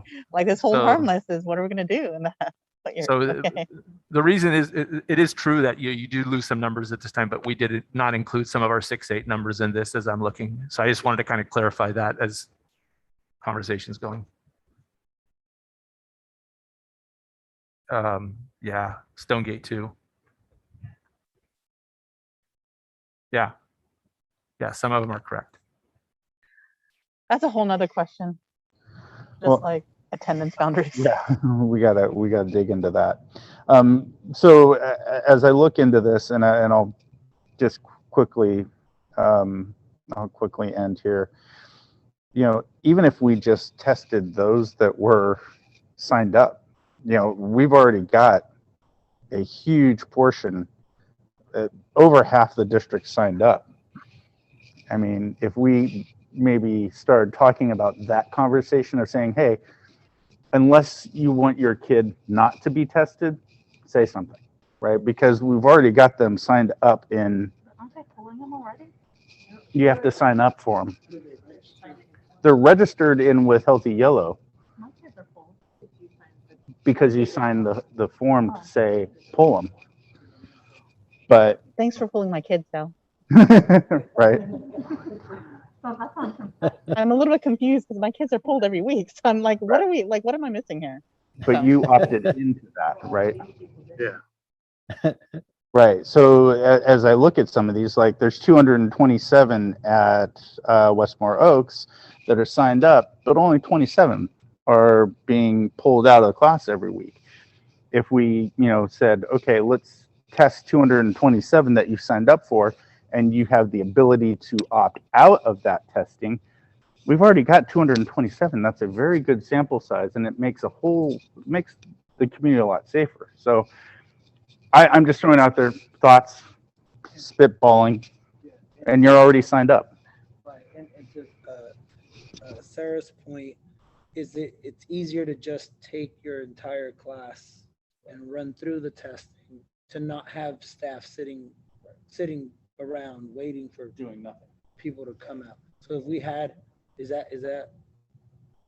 I don't want to speak for everybody here, but I know the educators I've talked to who do that, they've said that they like the process of walking their classes through another district and then coming back versus, like my girls test and they might leave during the science time or this time, so it's disruptive for those students that leave versus just everybody come back one day a week. It's only 15 minutes one day a week. Testing on a schedule, right? Being able to have more consistency. So Sal, help me understand, like my girls are pulled. You guys pulled, you asked which period, so they are being pulled on a regular time schedule, right? Or help me understand. Sorry, I couldn't hear the beginning of it. No. We're talking about regular testing. And so but it is scheduled.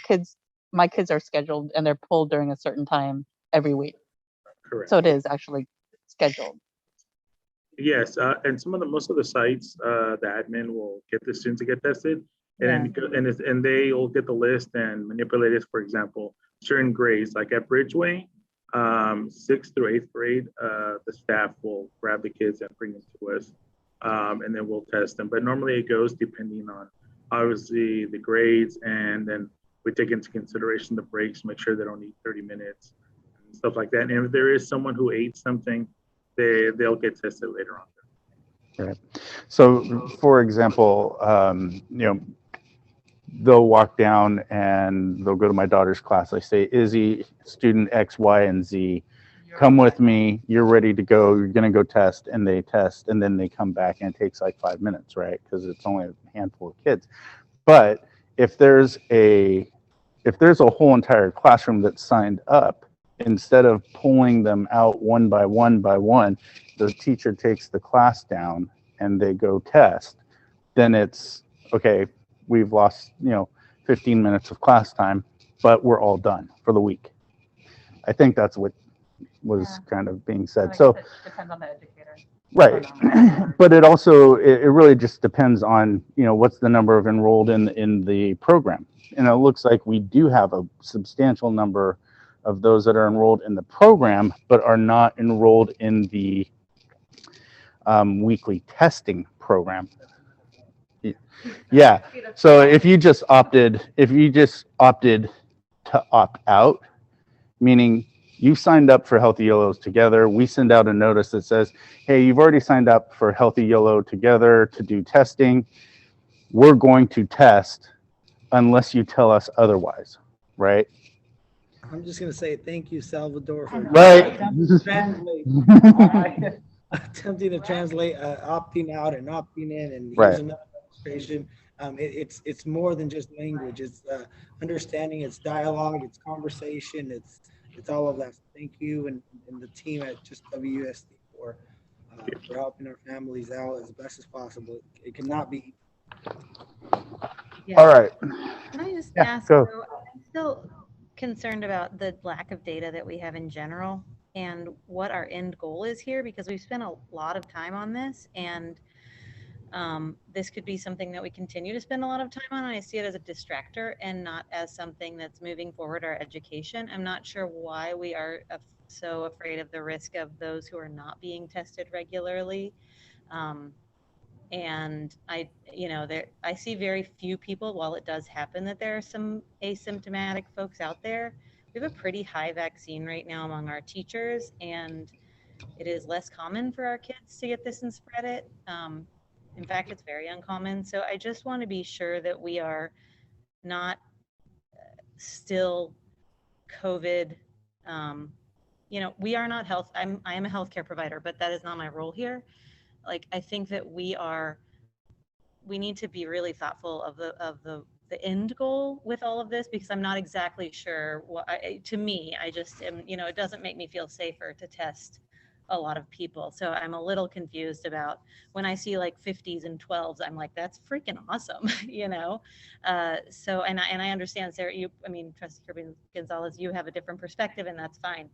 I want to better understand that and kind of understand the end goal so that we can move to things that, we have missed out on for the past year and a half, 2 years, and potentially for the next, who knows how long this is happening. But I don't think we're eradicating this. So, and there are a whole lot of other factors beyond just testing that come into play. So I just want to be sure that we keep that in mind, because, this is a really difficult process. Testing it takes a lot of time and a lot of resources, and in my brain I'm like, oh my gosh, how are we going to sustain this forever? So I think there has to be, outside of school board meetings, and there has to be conversation surrounding community efforts to keep people safe, and I think we can get there. I think we have gotten better, a lot better, but I don't know that we're ever going to get down to zero. So I just want to be sure that we look at like what our end goal is here before we because we've had a lot of meetings with all of these, and it does take up a lot of time. And last year it took up a ton of time. And so I don't know. I just want to be thoughtful and mindful of that, because I am concerned about the education piece of it that we're not, all taking time to do because we're tired with COVID. All right. Okay. Thank you so much. I think we are good with this, everybody. Yeah. Okay. We will move on to N2, Measure Z, potential pay down of 2017 certificates of participation. Monique Stovall, of Business Services. Hi. Good evening. Can you hear me okay? We can. Go ahead. Okay, wonderful. This evening, this is an information-only item. During a special board meeting on October 19th, the district staff presented budget options for the Measure Z funding that we received and was approved by the voters in 2020. You asked for additional information on the potential pay down of our 2017 certificates of participation, specifically what the return on investment would be. This evening, I'm joined by our financial advisor from KNN, Blake Boehm, and Blake will present information related to the pay down of the potential pay down of the certificate of participation. Blake? Thanks, Monique, and good evening, members of the board. As just discussed in the intro, this is a follow-up to last month's discussion on Measure Z. I had committed to bringing back some information based on current market rates, what a potential pay down of Measure Z would look like should the board decide to utilize the clause that was included in the Measure Z resolution that provides for up to 10% of the $150 million authorized to be used to pay down existing general fund backed debt. On this first page, this is something that I shared in the presentation last month. It looks at an overview of all of the district's general fund backed debt or certificates of participation. These are separate and apart from the district's general obligation bonds. Currently, the district has just over $70 million of principal outstanding in general fund backed debt or certificates of participation. I will note that some of the 2017 certificates of participation or COPs are paid by the city. So that notation there at the bottom is something worth noting. On the next slide, really with regard to the potential strategy of using Measure Z funds to pay down, we have been focusing more so on the 2017 COPs, given the amount outstanding and the interest cost associated with those 2017 COPs. They seem to be the most likely candidates to be paid down should the board go that direction. Now, one thing to point out about the 17 COPs, as I just mentioned, a portion is paid by the city as a portion of the proceeds were utilized for those purposes. And so what we show here on this slide is really a breakdown of all of the remaining 17 COP annual debt service payments, both principal, interest, and total, and then separated out by the city's portion versus Washington Unified's portion. For Washington Unified's portion, there is on average about $3.6 million of annual debt service owed out through 2036 for a total remaining payment amount of about $54 million, which is comprised of both principal and interest, WUSD's portion only. So really what we wanted to bring back is on the third slide, and we can, should there be questions, we can recap these slides. This is a short presentation as it's just focused solely on this potential pay down strategy. But really, I think in my view, page 3 is really the punchline, which addresses some of the questions that were asked last month with respect to return on investment and outcome of the pay down.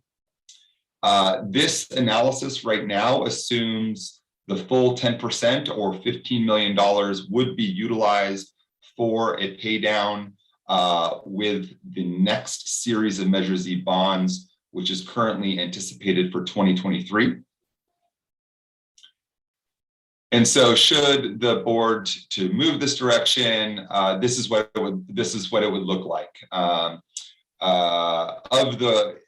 Again, fast forward to 2023 when the pay down should occur, what are the remaining debt service payments The table at the left looks at WUSD's share of the payments from 23 on out. So these numbers do differ a little bit from that page that you just looked at because the prior page shows 2022 payments as well. From 23 on, the district would have just over $39.5 million of principal outstanding, just under $11 million of interest for a total debt service obligation of about $50.5 million. Should the district use the $15 million, the principal amount would go down to approximately $25.9 million. I will make note that that's not exactly $15 million less in principal than the pre-pay down table. The reason that is because there would need to be a small portion of interest funded with the defeasance or pay down of the COPs. And so that's why you don't get exactly the $15 million. The corresponding interest associated with the lower principal amount would go from what's now anticipated to be 10.92 would go down to 6.63, savings of about $4.25 million of interest cost through the course of this pay down, reducing the total obligation to about $32.56 million. The way I look at the question that was asked in terms of return on investment, I would compare the interest cost differential between the pre-pay down to that of the pay down. So really that 4.256 number, and I would look at that in correlation to the amount of Measure Z proceeds used, the 15 million. And so based on that, the figure I arrive at is about 28.37%. So if there was a hypothetical return on investment, that is something that I would consider and share in terms of the interest cost reduction relative to the amount of Measure Z proceeds used. All right, go ahead, Vice President Wong. No, that's okay. Oh, wow, I'm echoing. Hey. I think it'd be, for me, actually remind me that lots of new terminology, new board members. And so just trying to go back. So there's a lot of, so I just want people to understand kind of what we're looking at is, I know it's probably a lot of work, and maybe Monique, it's you, or maybe, I'm not sure if it's you, Blake, of like, what was the 2010 lease purchase? What's the 2012 lease purchase, the CREB? And then the 2014, what's the COP? I had asked President Posadi, like, oh, remind me, that's like a refi, right? Like, so just to break it down in very general terms, so we're understanding what we're looking at in terms of the debt that we have in regards to facilities. And also for public transparency, as we're talking about this, what we're looking at. Of course, and you'll have to forgive me. I kind of viewed this discussion a little bit as a building block off of last month's discussion. No, absolutely. And maybe it's just me. Like, if everybody knows what all this is, like, I will pass. But I think it's also just good. Okay, good. So if we can just revisit high level what these are, what they, the lease purchase, yada yada. Of course. So just starting with what a certificate of participation is, because it kind of has a unique name associated with it. It doesn't necessarily come across exactly as bond financing. The COPs is, or certificates of participation, it really is a lease financing tool that school districts and other local agencies use as non-voter approved debt. Meaning that they're putting their full faith and credibility of the general fund as a backing for this financing. And it's ultimately repaid by the general fund. However, in most cases, there are pledged revenue sources to actually make the annual payments. And in WUSD's case, that is most certainly true. Each of these financing mechanisms have dedicated revenue sources that are currently being used, whether it's savings from solar, whether it's developer fees, redevelopment pass-through, there's dedicated revenue sources that are being used currently to make these payments. And those were what was identified at the time these various financings were undertaken. Thank you, Blake. Before I go on any further, Mario, let me just quickly check. Is there any public comment on this item? There was no public comment for this item. Thank you, and I did not receive any. Yeah, so I think the real question is that when we look at these things, the developer fees don't cover the district's portion. I think that was the intent, was for it to cover a large portion, if not all, when we built the schools that we did. Unfortunately, development slows or it stops, and the developer fees were not as plentiful as they once were. So I think that's why we're looking at this as a potential option to have in our back pocket, was because certainly during a downtime in our economy, we were paying out, close to $1 million out of our general fund to service this COP when it was, costing us positions potentially, right? Our bodies, actual teachers and staff and administrators. So it caught our interest, and that's why we put it in the Measure Z as an option. So is there questions or comments from anyone? Go ahead, Vice President Wong. No, just appreciate the ROI of we pay 15 million for $4 million savings. Essentially, is what I'm hearing. Was that your basic kind of fuzzy math? My fuzzy math, not your fuzzy math. My fuzzy math is what I'm hearing. Yeah, I think that outside of board president's comments about alleviating any sort of deficit from the pledge revenues that would impact the operational or programmatic needs of the district, that's kind of separate and apart. But that's a main point worth noting in this strategy. The mathematical part or question that was raised last month was a return on investment or ROI type question. And yes, that's how I would respond, which is by applying $15 million of the Measure Z proceeds, the interest cost portion of this general fund backed debt would be reduced by over $4.25 million. Yeah. And so that return or ROI would equate to a pretty significant number, just because you're not using a tremendous amount of money and you're saving a pretty good chunk relative to the amount used. And so that's where you arrive at this 28.37% figure. Yeah, no, appreciate it. And we haven't used our Measure Z. I'm actually hesitant to even I just wanted to know the ROI. So I'd like to kind of keep our promise to the community about spending the funds on facilities before it comes back to us, if it ever comes back to us for decision. So I just want to put that on record, that there is a promise we made to this community in the more historical parts of our community, and I would like to kind of keep that promise before we even would consider this. I would certainly concur with that. We definitely, when we went out to the community for Measure Z, we said, these are the things that are in desperate need. And that was part of it.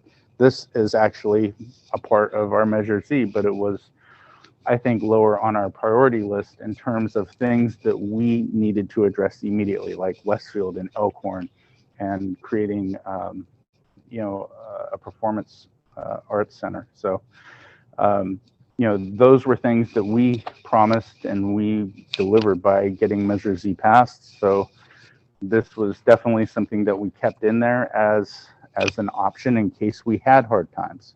So yeah, that's kind of where I'm at too as well. So did you have anything? No.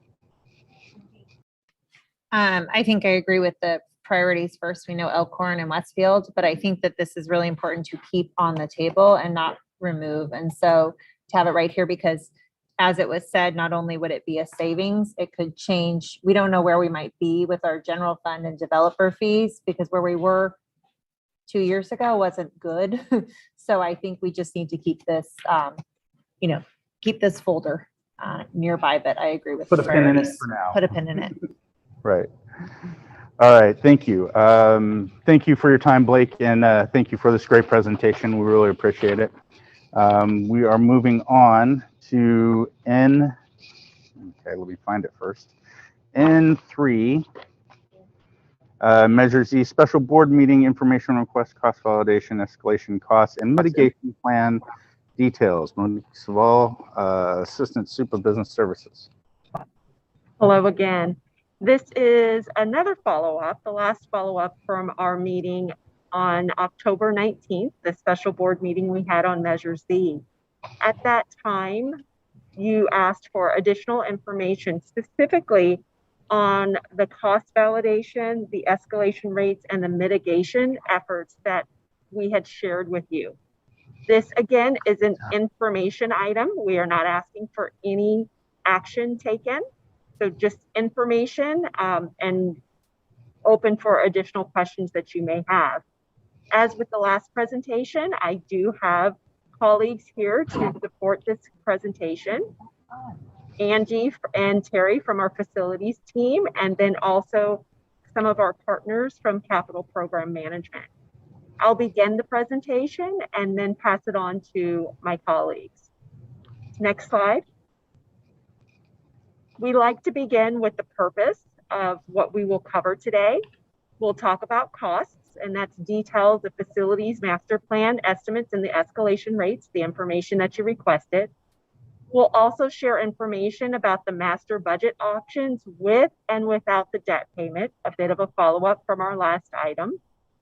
We'll provide more information about the proposed mitigation and funding plan.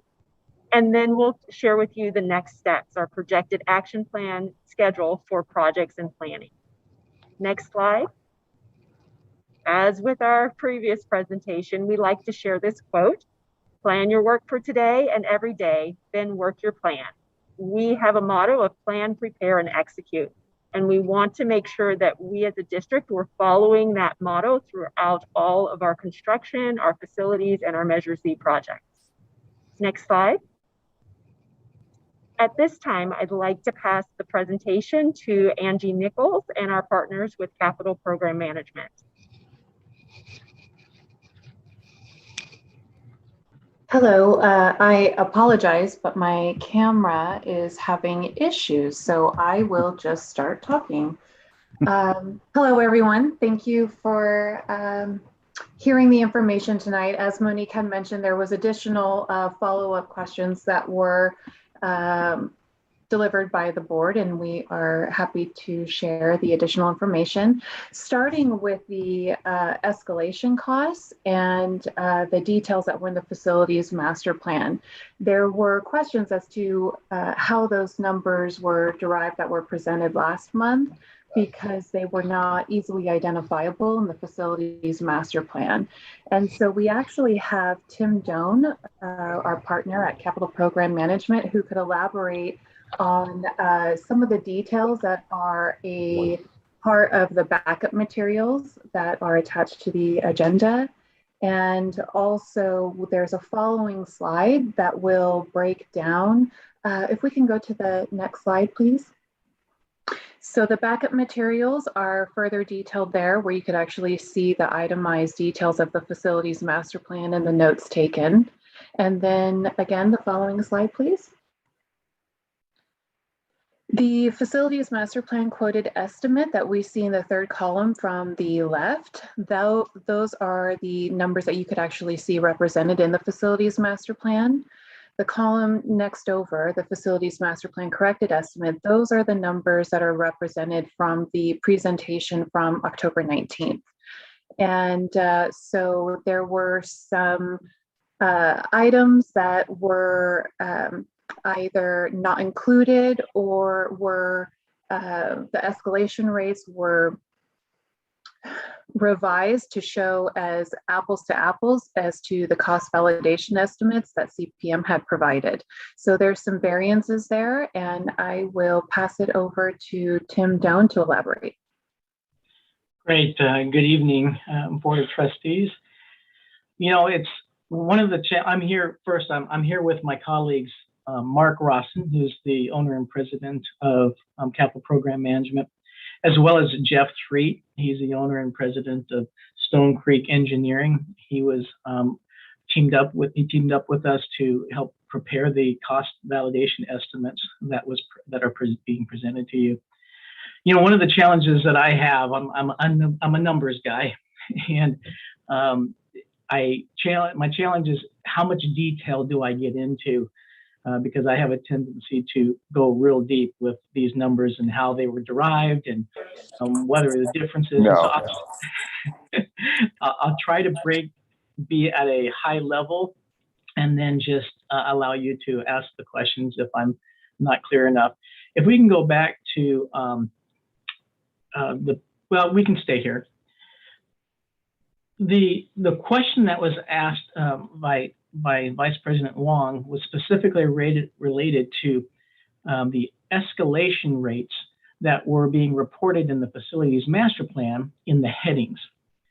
When I was making the presentation back in October, I was detailing the escalation rates that were used in the facilities master plan compared to the escalation rates that we used in the cost validation. And in that meeting, we discussed why we were using different rates based on what has transpired over the last several years since the facilities master plan was put together. And so at that time, I was a little taken back as I didn't really know what those percentages were in the headings. And so I guess it would be easiest if we were able to look at the last page of the supporting documentation that you have in your package that provides a chart, if you will, a table of escalation rates. And I'll start out with the simplest explanation is that when I was detailing the escalation rates, they're in the first column there, if you will, starting in 2021, 8%, 2022, 6%, and so forth. The rates that are in and so the question that the Vice President Wong had, well, those don't agree with what's in the column headings. And can you explain that? And so the rates that are in the column headings are actually the compounded rates between just the spread in those years. But let me back up a little bit and refer you back to the table. When we look at 2021 and 2022, we're saying that there should be an increase of about 8% of cost from 2020 to 2021. We're also saying that we're estimating an increase of 6% from 21 to 22. So simple math, you would think, oh, if I add 6% and 8% together, that should be 14% increase in those 2 years. But that's not exactly accurate because these are compounded rates.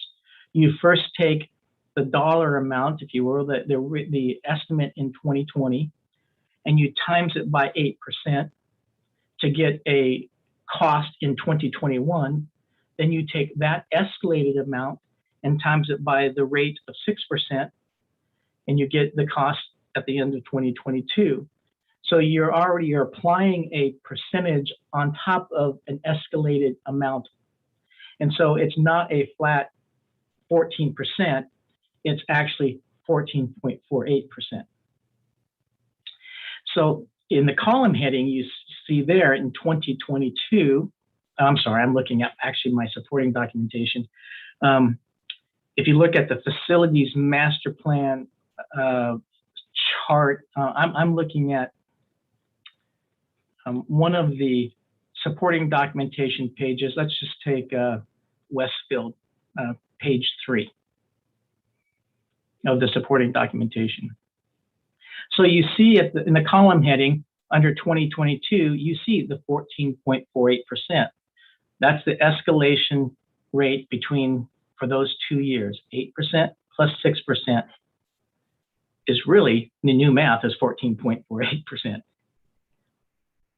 Now the difference of the 11.30% shown in 2024 is the compounded rates between 2022 and 2024.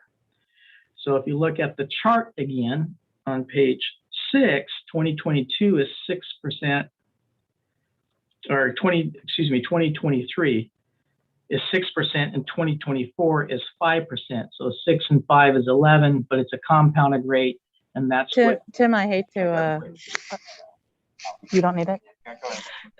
I'm wondering if we can use a different chart because President Pizzotti is missing Westfield. So maybe you have Elkhorn. You got it now? Okay, never mind. It's okay. It's the same rate on all of them, by the way, because the same escalations rates were used. So we can look at Elkhorn's. So same. So looking at Elkhorn's, that's page 4. Again, if we go to, do you have it? Yeah. Okay. So let's look at year 2026. It says 9.20%. That is the compounded rate for 2025 and 2026. So if you look at the chart, the table on page 6, look at 2025 is 5% and 2026 is 4%. So that compounded 9% rate is actually 9.2%. So, and you know, I can get into more math, but I don't think it's really necessary. So that's the answer to your question, Vice President Wong, on why those rates are different than what the escalation rates I was quoting at the last meeting. Thank you. I really appreciate the explanation. Again, the transparency, it helps also for the public to understand that I haven't done this type of math in quite some time. I would say, I would venture, I will not tell you how old I am, but it's definitely been at least 4 decades. Well, it took me a little while to figure that out myself, and Angie reached out to the firm who did the FMP, so that was helpful. I was remembering, oh, it's PERT. It's PERT, as you're explaining. Principal, it's a math thing. Principal plus the E plus the R plus the T. Never mind. I understand what you're saying. That's scary. If we go to the next slide. So the other question that came up was related to the variance. What was you are used to seeing these numbers in the first column, the FMP quoted estimate of 132,000 for these 3 particular priority projects. And we came to you and said that the new number is 168,498 for these 3 projects, second to the last column. And so my first attempt in trying to do an apples to apples comparison was the middle column, the FMP corrected estimate of 147,394. And I did a very poor job at it. And I think I just created more questions than answers. That particular column we should just forget about, because I was taking some numbers, I was adding in some formula discrepancies in the Excel workbook, and I was applying our escalation rates instead of FMP escalation rates to try to get to something that was more comparable, and I failed. So you could just eliminate that column altogether, and we'll focus on the estimate that you are looking at in the FMP compared to our new cost estimate, and why is there a difference. So I will recap for you. And so the documentation that you have, the supporting documentation, I have a page for each of the priority projects. And I attempted to go to the column that is the escalated cost based on our implementation plan. And let me remind you that we are dealing with 2 separate efforts here. One is the facilities master plan that was done in 2019, and it had certain assumptions and parameters in which those numbers were determined. And now fast forward to 2021, some of those assumptions have changed. Obviously, the economics have changed. And so we are in this implementation plan where we're not only refining the scope, but we're also honing down on when these projects can be constructed in time. And that enables, and based on how long it takes in order to go through the architectural design phase, put the project out to bid, construct it, close it out. So we take all these things in consideration to come up with as an implementation plan. We take these priority projects and we put them in time.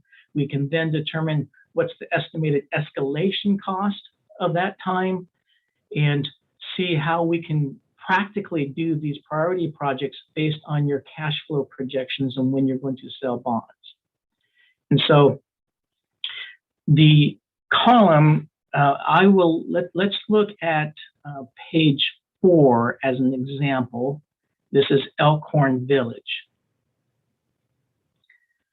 So our numbers are escalated numbers to our anticipated construction dates. So on this chart, you see that Elkhorn Village is part of this particular implementation plan is to be constructed around May of 2026 and will be completed a couple of years later in July of 2028. So I had to pick the column on the facilities master plan that most closely related to that time frame. So I picked 2027. We typically, when we do our escalation calculations, we escalate the cost to midpoint of construction. And so 2027 was the closest year. It's not going to be exact because the facilities master plan is more broad-based and it's going to look at, year by year. Ours gets down to months. Okay, it takes this long to plan and go through the design phase. It takes this much to go through agency approvals. It takes this amount of time, these many months to go through the bid and award process. And it takes this many months to construct and close out. So we're down to the month. So it's not going to be exact, but it's close enough for comparison purposes. And so I picked that column. Down towards the bottom, it has the validated cost estimate and what the variance is for this specific priority project, 11.8 million. Now, there are certain identifiable reasons for the variance, and we touched on these last October, but we don't know the original assumptions. We don't have all that data that was used in preparing the estimates of the facilities master plan. So there's going to be a difference, but this at least gives the board an idea of why is there such a difference. We spoke about last month that there are project contingencies that we included in our estimates that were not in the facilities master plan, simply because we thought with the change in economic times and the uncertainty of things that we needed to apply a higher percentage of contingencies. These are like set aside buckets of money for the unforeseen. Then the other item listed there is higher escalation. If you refer back to the escalation table on page 8, 6, the last page 8, you have the rates that were used in the facilities master plan, and you also have the rates used in the cost validation. And you can see that in 2021, it's the same amount. In 2022, we increased the escalation rates compared to the facilities master plan by 2%. In 2023, we increased it by 1%. And then we carried 5% for the rest of the years. It's a guess. After 2 years, it's a guess. So that number that is shown on Elkhorn as higher escalation due to economic uncertainties is just the difference between what the FMP rates, how the FMP rates were used in ours. Then there were some F&E that we added: furniture, fixtures, and equipment. That's what FF&E stands for. And there were some other site utility infrastructure types of cost. And, you know, if we need to, we can get into some of those details. And then you have this balancing figure. I have in parentheses, unidentifiable cost variance. Really what this means, and since it's a negative number, it really means that our estimates for hard costs actually came in lower than the facilities master plan.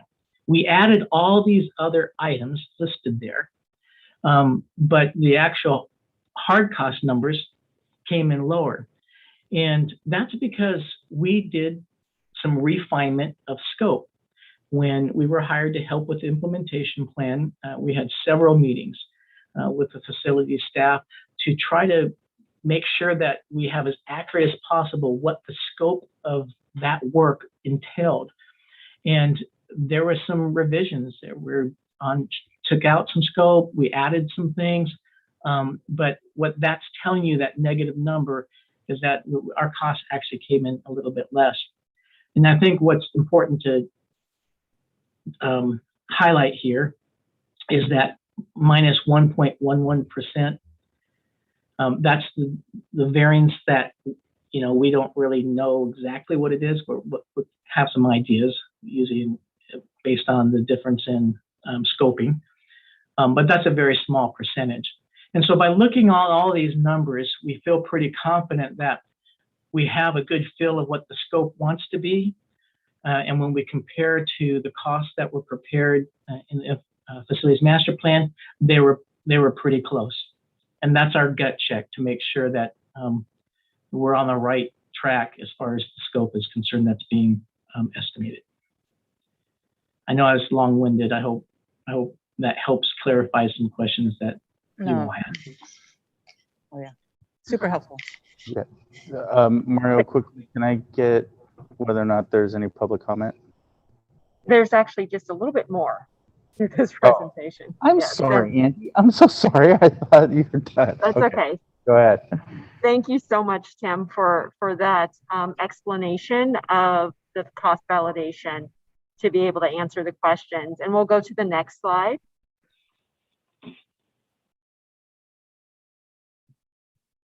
Okay. There was also questions on the cost mitigation and funding. When we talk about cost mitigation, as you saw on the previous slide, the current estimate for our priority projects is about 168 million. And Measure Z is 150 million. So obviously we have more project costs than we have funding. So we discussed in what ways we would try to align our expenses with our budget. Next slide. Here we would like to show you some budget options with and without the debt payment. You can absolutely do the calculations yourself, but we wanted to remind you of the information we shared at our last time together. What's very different about this is we talked about the project costs on the last few slides. There's also program costs and program reserve that's also included in the overall costs for these projects. So this is with and without the debt payment. Next slide. We also shared with you our recommendation for a cost mitigation plan. We actually changed the title a little bit to say cost mitigation and funding plan, because we proposed 3 options for aligning our budget: project and educational facility specifications, project scope, and alternative funding. That's why we added funding in there, because we're looking to evaluate non-debt, non-Measure Z funding sources. Next slide.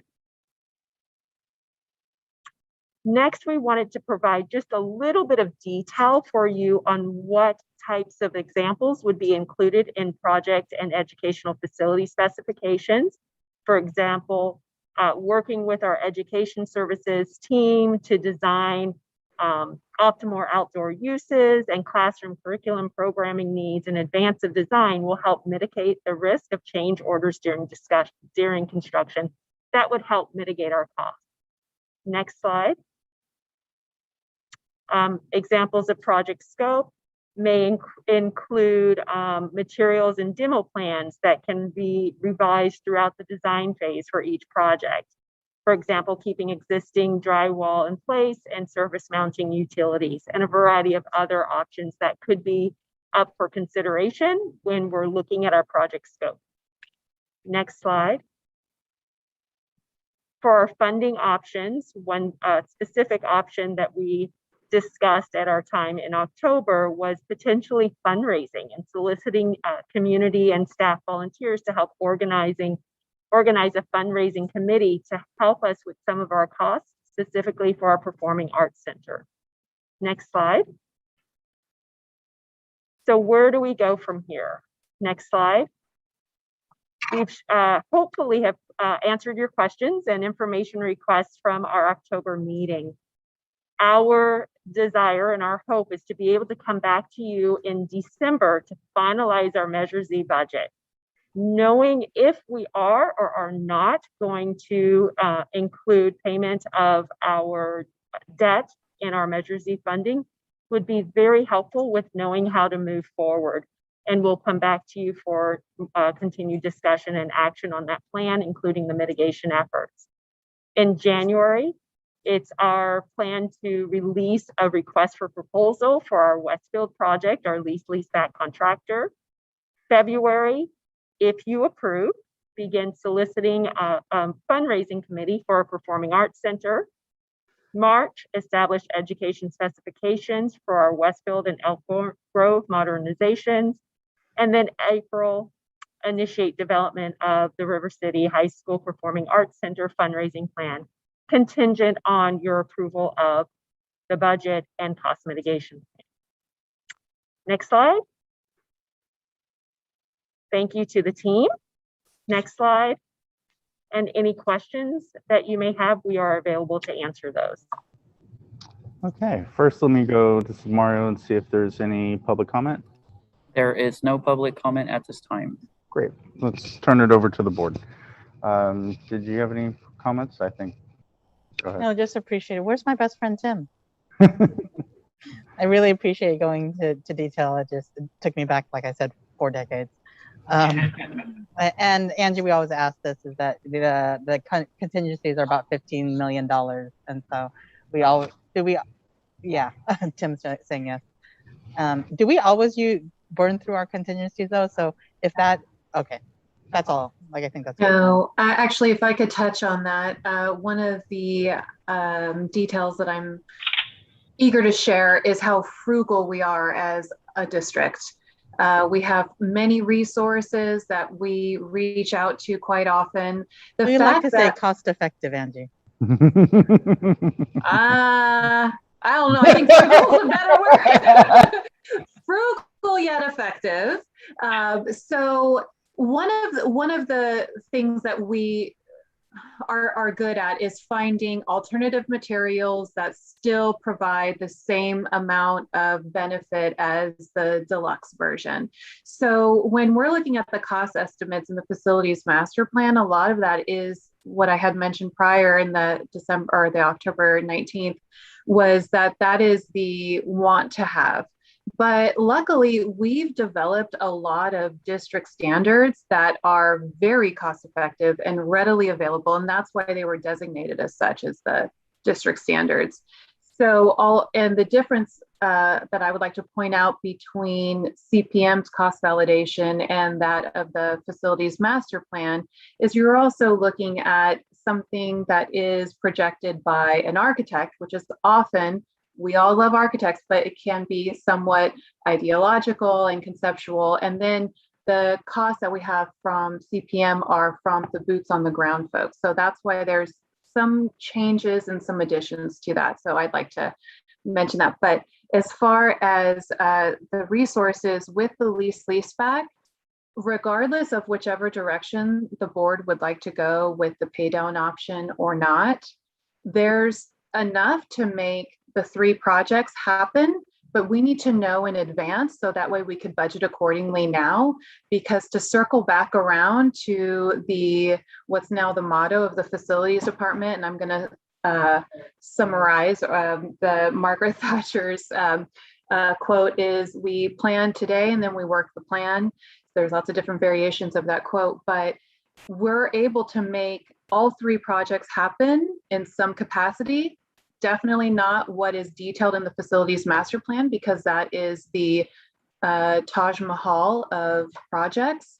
So if we plan now, either way, we can make all three projects happen. Just knowing in advance is going to be important. And some of the resources that we have is all three projects per the facilities master plan are delivered through lease-leaseback. And that is really valuable because that, for those that don't know, that's a unique delivery method that Washington Unified hasn't had much recent experience in. The Fallbrook project was delivered via lease-leaseback, but not so much in the traditional sense.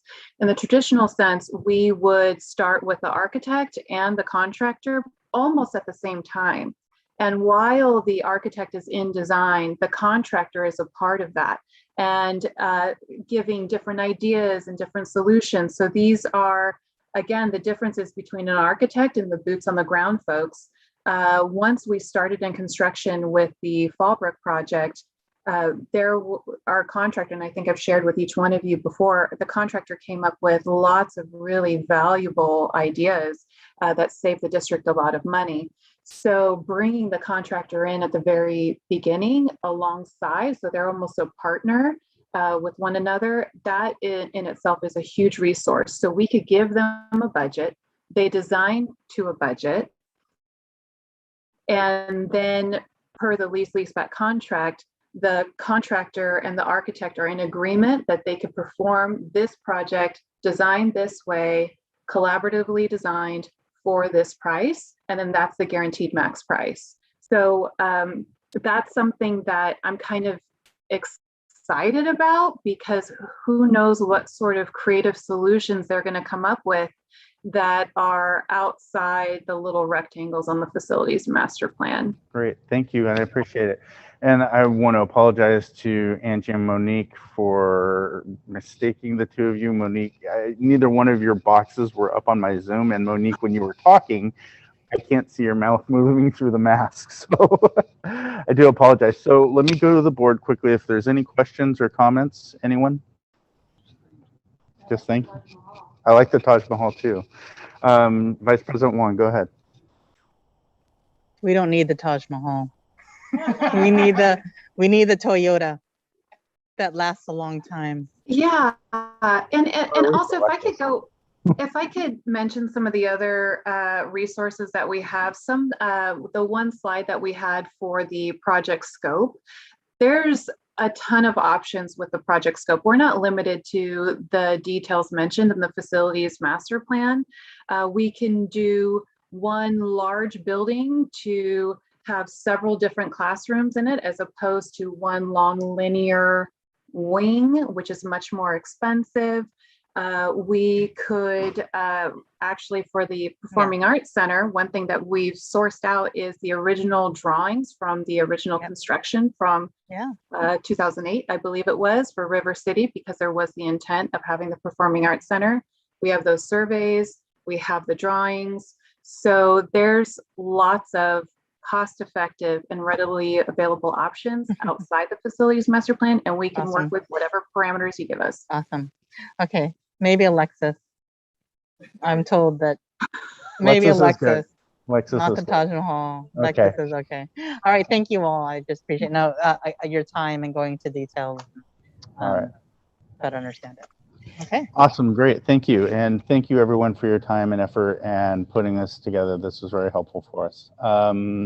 We're moving on now to the consent agenda. Is there any additions, subtractions to the consent agenda? Seeing, hearing none. I move. Moved by Vice President Wong, second by Clerk Venegas. Trustee Barnes. Aye. Clerk Venegas. Aye. Vice President Wong. Aye. And I too vote aye. Okay, so the consent agenda is adopted.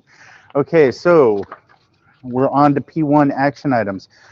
Since P3 was pulled and we had several items in public comment on P3, I sent those to each board member so we can read them on our own, and should that item come up again, I will read them into the record at that time. But since there is no P3 on the record right now, since we pulled it, it wouldn't be wise to be doing that. So we're going to P1, Government Code Section 48918, Student Discipline, case number.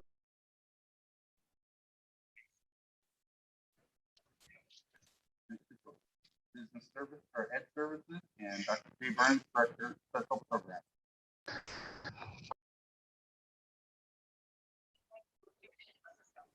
No sound, no sound. Thank you very much. No, thank you very much. The Board of Education received information on student discipline case 2022-03 in closed session.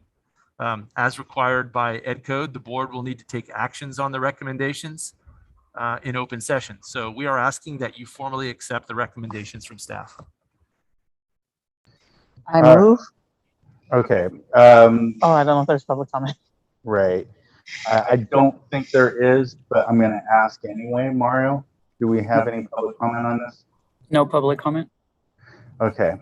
Vice President Wong, did you have something? I move to support staff recommendations. Is there a second? Second by Trustee Barnes. Okay. We shall take a vote. And Vice President Wong? Aye. I too vote aye. Clerk Venegas? Trustee Barnes? Aye. Okay, this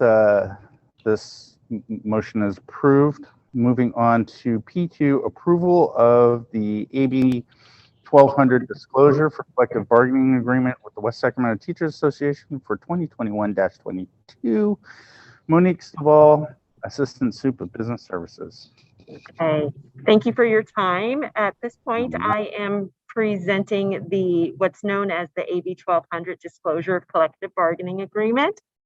Per government code, we must do an analysis of any financial impact to bargaining agreements. At a recent board meeting, the agreement between the district and our West Sacramento Teachers Association Return to School MOU was approved.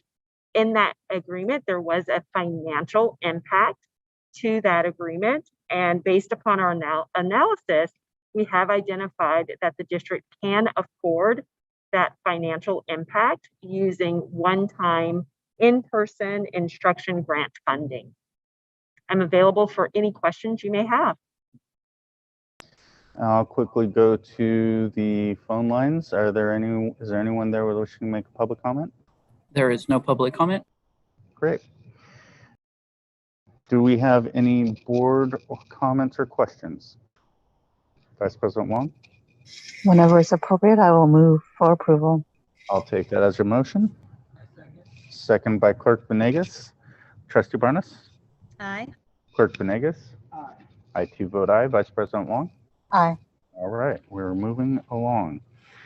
P4, approval to recruit an administrative secretary 2 for the Food Services Department. Monique Staval, Assistant Soup of Business Services. Thank you for your time.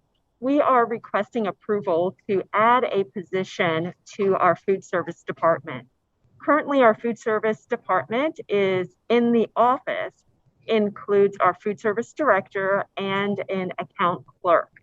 Typically, a food service department will have a clerical administrative position to help support the day-to-day operations, such as answering telephones, writing correspondence, uploading information to websites, greeting customers, and providing general support to the food service department.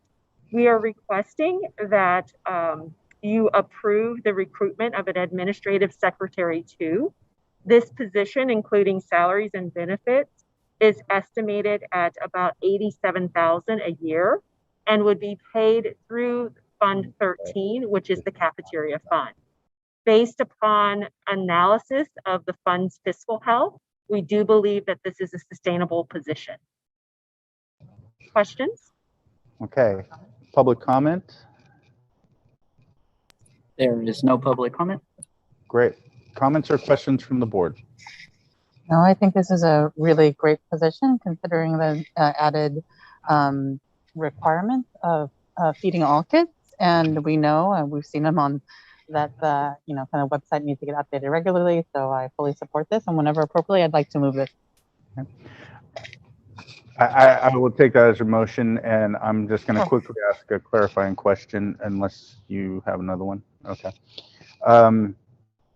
The position of 87,000, that's salary and benefits. Approximately, what's the ratio of salary to benefits when we look? Is it about 2/3 salary, 1/3 benefits, or just slightly give take? Yeah, I would say you're about in the right range, about 1/3 benefits. Okay, thank you. And with that, second by Clerk Venegas. Vice President Wong. Aye. I too vote aye. Clerk Venegas. Aye. Trustee Barnes. Aye.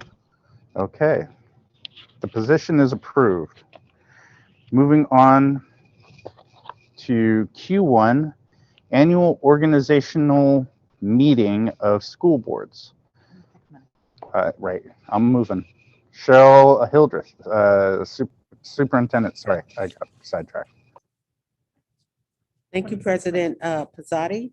I would like to bring forward to the board a request for the board to select a date for us to hold our annual organizational meeting of school boards. We know that under Ed Code 35143, the governing board is required to set an annual organizational meeting within a 15-day period. And so at that board meeting, that is when we will elect a president and a clerk from among the board members. The 15-day period for 2021, where we need to hold the organizational meeting, is between December 10th to December 24th. And we need to then select a date and provide that information to the County Office of Education no later than December 1st. And since our next meeting is not till December 9th, we need to make that decision today so that we can send that info in.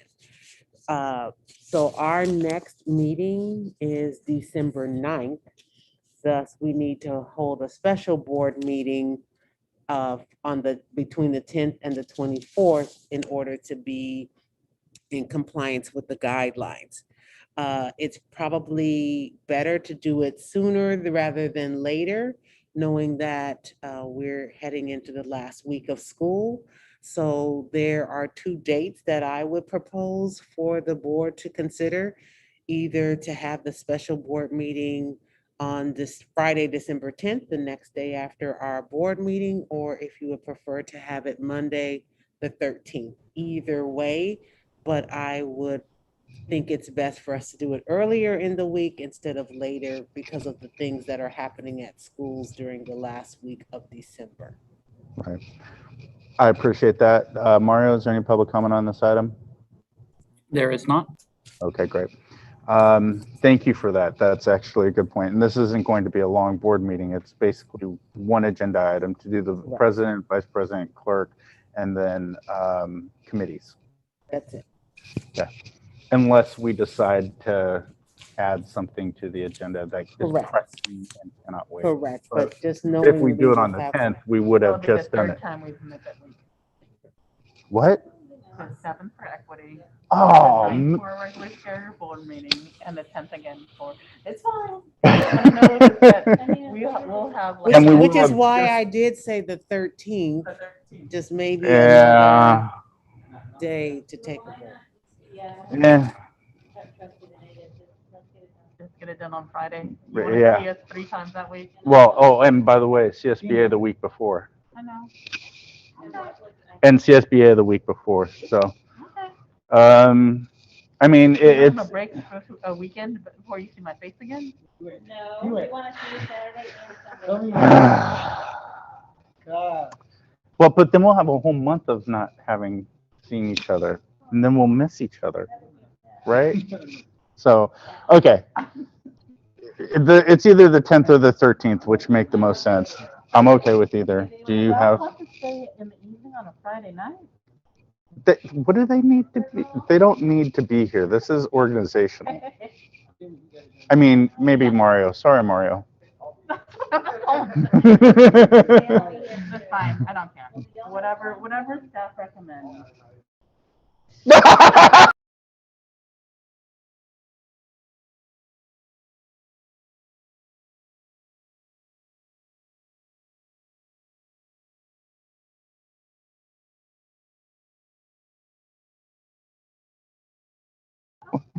Okay, so it looks like we're okay with the 10th.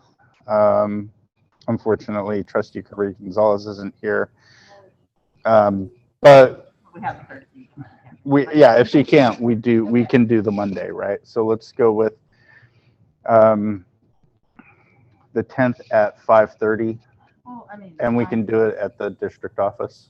I'm actually flexible all day. I don't know other people's schedules. Like I know, and I know Trustee Kirby Gonzalez doesn't teach on a Friday.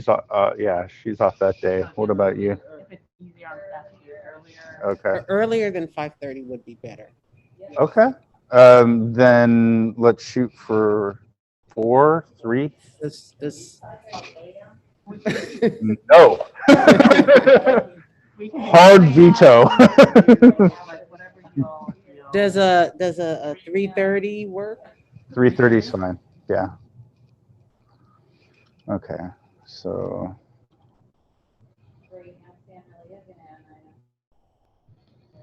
But he would have just had the opportunity to do that the night before. Maybe if you don't take full advantage of the night before, Stan, we're going to give you things to do. Because you know, Stan, I can ask questions. I can assign extra questions. Right.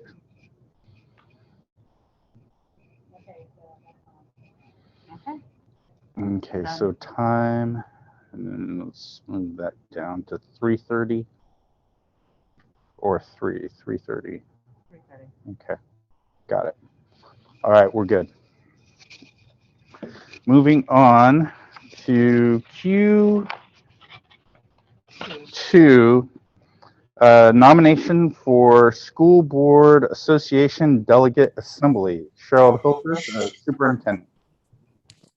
Thank you, President Pizzotti and trustees. This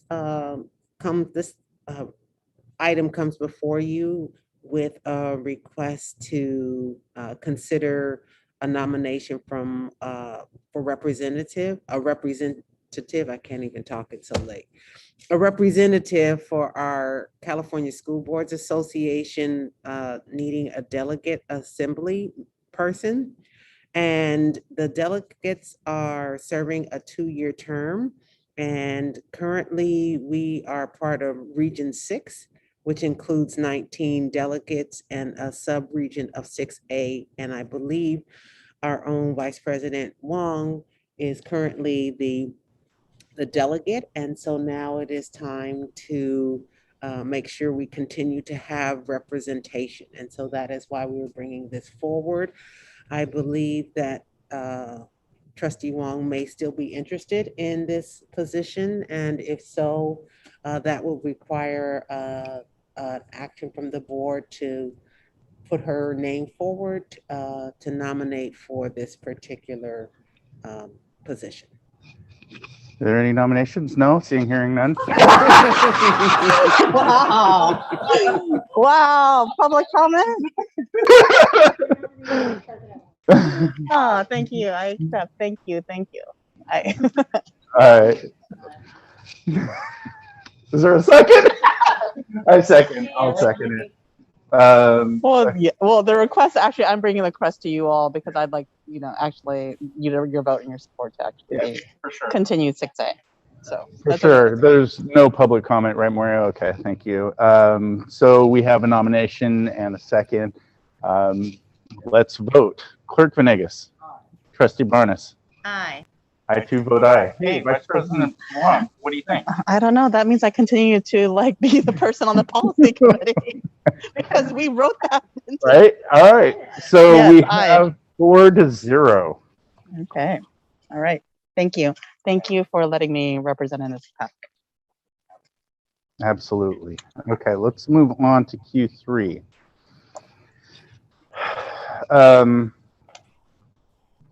Second read and adoption to board policy 5415. Excuse me. Point 3, non-discrimination harassment. Dan Moises, Assistant Super of Ed Services, and Dr. Andre Phillips, Director of Student and Family Support Services. Sorry. Thank you very much. On October 28th, the board conducted a first read of board policy and administrative regulation, non-discrimination harassment, 5145.3. The documents uploaded to this agenda are the same as those from the first read on October 28th. We therefore seek formal approval of our recommendations on this second read. I'm going to go quickly to Mario, but we do have a written public comment on this one. There is no live comment, just the pre-submitted. Thank you, Mario. Gail Costello on Q3 non-discrimination/harassment. According to item Q3, the school board is going to revise and implement specific policies and procedures to address the understanding that many LGBTQ students are left feeling unsupported. It further states that schools must affirm their identities and advance equity. The lack of specificity in the agenda language concerns me. It seems to imply sweeping changes across the board in schools. It seems to me that a student's sexual gender preference has no bearing on their role as a student, whether it is in math, social studies, English, or music. I'm a former high school teacher with a master's in education. We studied curriculum as a means to develop an instructional unit or an entire course, but the goal was not to design materials with the specific individuals in mind. How or why, for example, in explaining a new math concept or discussing the use of analogies, can the teacher take into account different students' identities? It seems to me the most fair and equitable way to deal with the LGBTQ students is to treat them like everyone else and assume they are in class to learn the skills or facts being presented.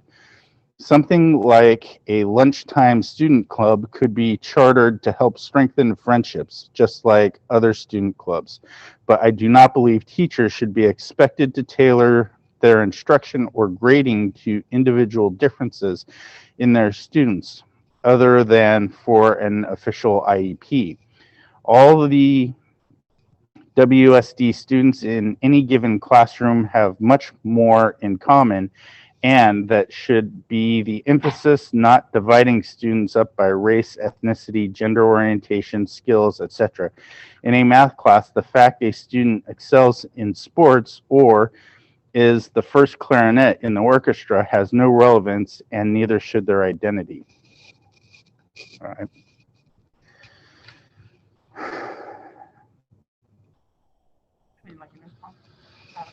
Please do. I just want to kind of clarify about in regard to one, it's a value system that I believe in, but also it's just the law, actually, that we actually have to be in compliance and protect all of our kids based on their identity. And so I'm not sure if the public is very much aware of that. This is actually one to keep us in compliance of what we are required to, but it's also just to be very clear, it's something that I do value. But just to be clear, if we don't do this, we're out of compliance with the law. So with that, I want to much just more eloquent than what I would have said. It's okay. And I say this affectionately. I do appreciate that. And it's why you have me as a CSBA delegate to understand all these laws. But with that, I don't know if there's other comments, but I just to be really clear that it's just in compliance with the law. Questions or comments? I also believe in this policy and fully support it, and I'm glad that it's a law. And with that, I will move. I second. And I'll start off. I vote aye. Vice President Wong. Aye. Clerk Venegas. Aye. Trustee Barnes. Aye. All right. Q4. Review draft of Board of Trustees Governance Handbook. Superintendent Cheryl Hildreth. Superintendent. Yes, thank you, President Pizzotti. We have a Board of Trustee governance handbook that really lays out a lot of our rules, our norms, and our ways that we want to work together as a governance team.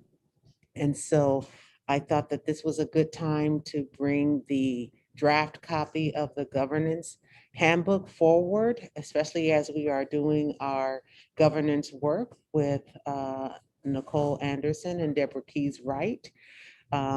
This will, we want to make sure that what's in our governance handbook aligns to the work and the discussions that we are having in these workshops.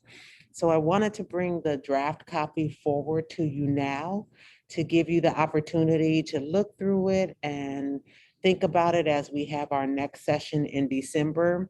And then I'm hoping that in January, we would be ready to adopt this handbook, make any revisions to it that we need to.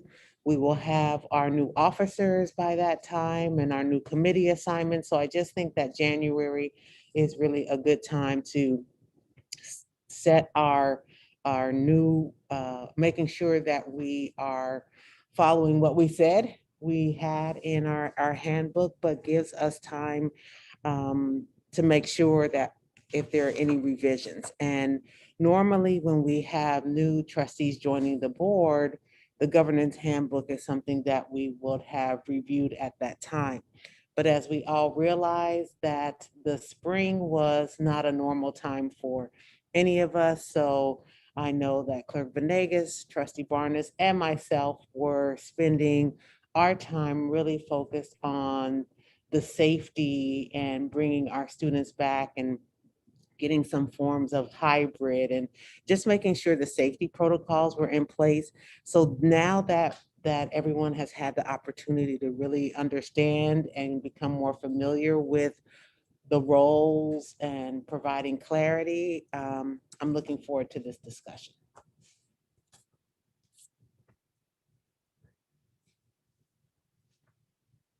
And that's it for me with this item. Is there any public comment on this item? There is no public comment. All right, board, do we have any comments? All right, then.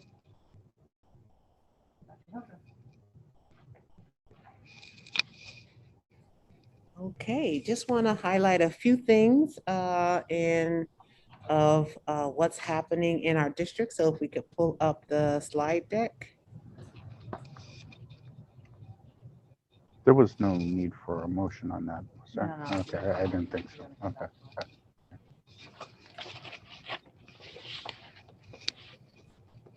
Okay, so let's talk about the great things happening in our district. So let's go straight to the next slide.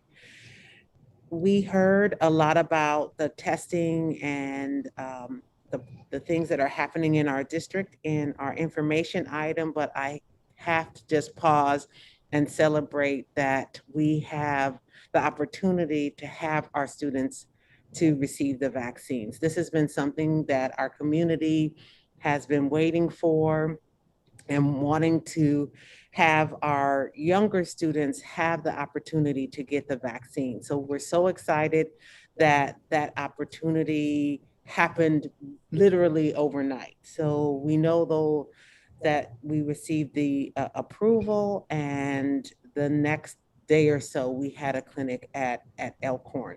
We will continue to have the vaccines available for our students, and we also want to reinforce that we also have vaccines and boosters available for the adults in our community as well.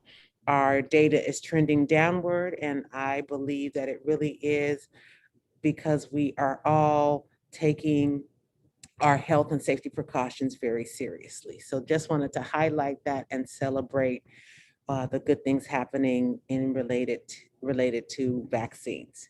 Next slide.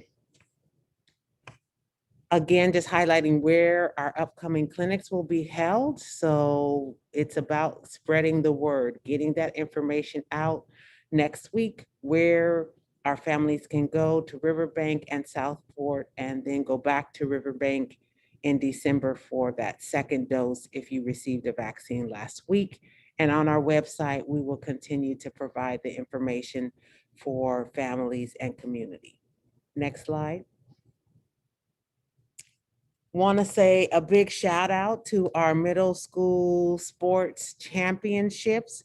On behalf of the entire WUSD family, I want to congratulate this year's middle school fall sports championship winning teams and extend a big thank you to all of our student athletes for their contributions to their teams and for representing their schools so proudly. So Bridgeway Island has our 2021 flag football champs, and Bridgeway Island also has our 2021 volleyball champs. So congratulations to Bridgeway Island, and thank you to all of our student athletes who participated in the games. Next slide. We want to thank our staff for consistently making sure that information is being shared with all of our families. And so we have our District English Learner Advisory Committee, also known as our DLAC, who held their second meeting of the school year, happened to be just this morning at the district office.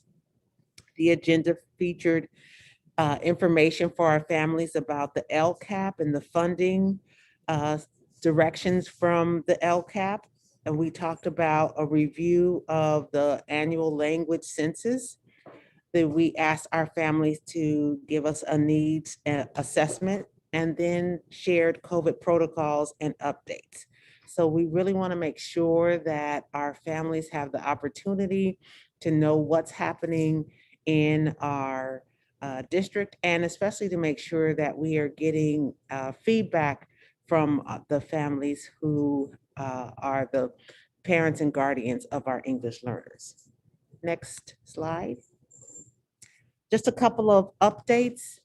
We have our safety committee restarting, and that committee will include advisors from our own West Sacramento Police Department, and the meetings are scheduled for December 2nd and 16th.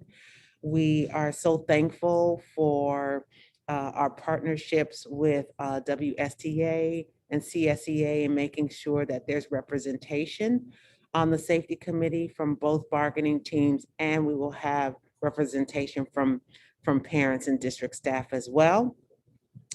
Also, we are launching our strategic plan. Our first committee meeting will be this week, actually, well, next week.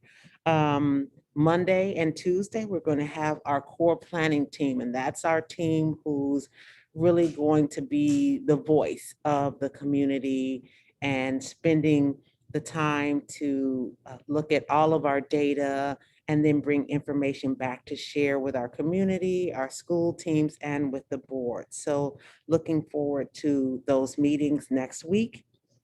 And then lastly, we have heard a lot from so many of our wonderful parents who are waiting and willing to help each school community. And so we want you to know that we believe that that role is vital. And so our team has been working to reassess what our district's volunteer policies are, so that moving forward, we are able to have volunteers back in our schools while maintaining the highest degree of health and safety for everyone. And so we will have an announcement to share with the school community early next week, highlighting our updated expectations and guidelines on volunteers and how to support our each and every school. Next slide. Lastly, want to talk about a few community reminders. So on November 20th from 8 to 12 at Sutter Health Park, we will be supporting the Yolo County Children's Alliance, known as YCCA, are having their community giveaway day drive-through event, where families will receive new coats for children, blankets, Thanksgiving meal kits from the Yolo Food Bank, and many more family resources. This event is first come, first served. There is no pre-registration. And just to know that in order to receive the food or the items, you need to just attend the event on November 20th. Tomorrow, as a reminder, is Veterans Day, where we take the time to honor those who have served in the military to make sure that we are all safe.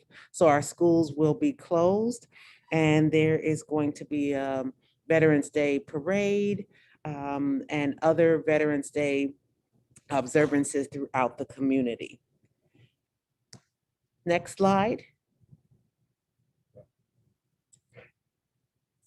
We want to make sure that everyone knows that the River City Regiment is hosting their first annual fall showcase featuring the big band, color guard, street percussion crew, parade, and field unit.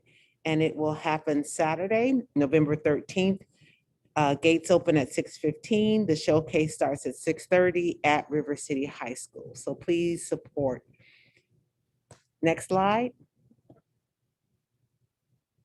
And just thank you for all the support from the trustees. So I am thrilled to have been appointed to the task force to improve Black student achievement for State Superintendent Tony Thurman. This task force is bringing together practitioners, advocates, researchers, thought leaders, parents, students to identify key strategies to support improving Black student achievement. And the goal is to provide, to bring forward legislation to ensure that we are closing that achievement gap. So I am thrilled to represent WUSD as a voice to make sure that our the focus on the needs of our Black students here in West Sac in the Northern California region is shared. And with that, thank you so much. All right. Well, it's 10:01. So does anybody have any comments that need to be extended? I didn't hear a motion to extend. Do we have any pressing? Okay, so I'll quickly run to future board agenda items. Do we have any future board agenda items? Nope, I'm okay with the ones on the deck. Okay, we're good. With that, the agenda is clear.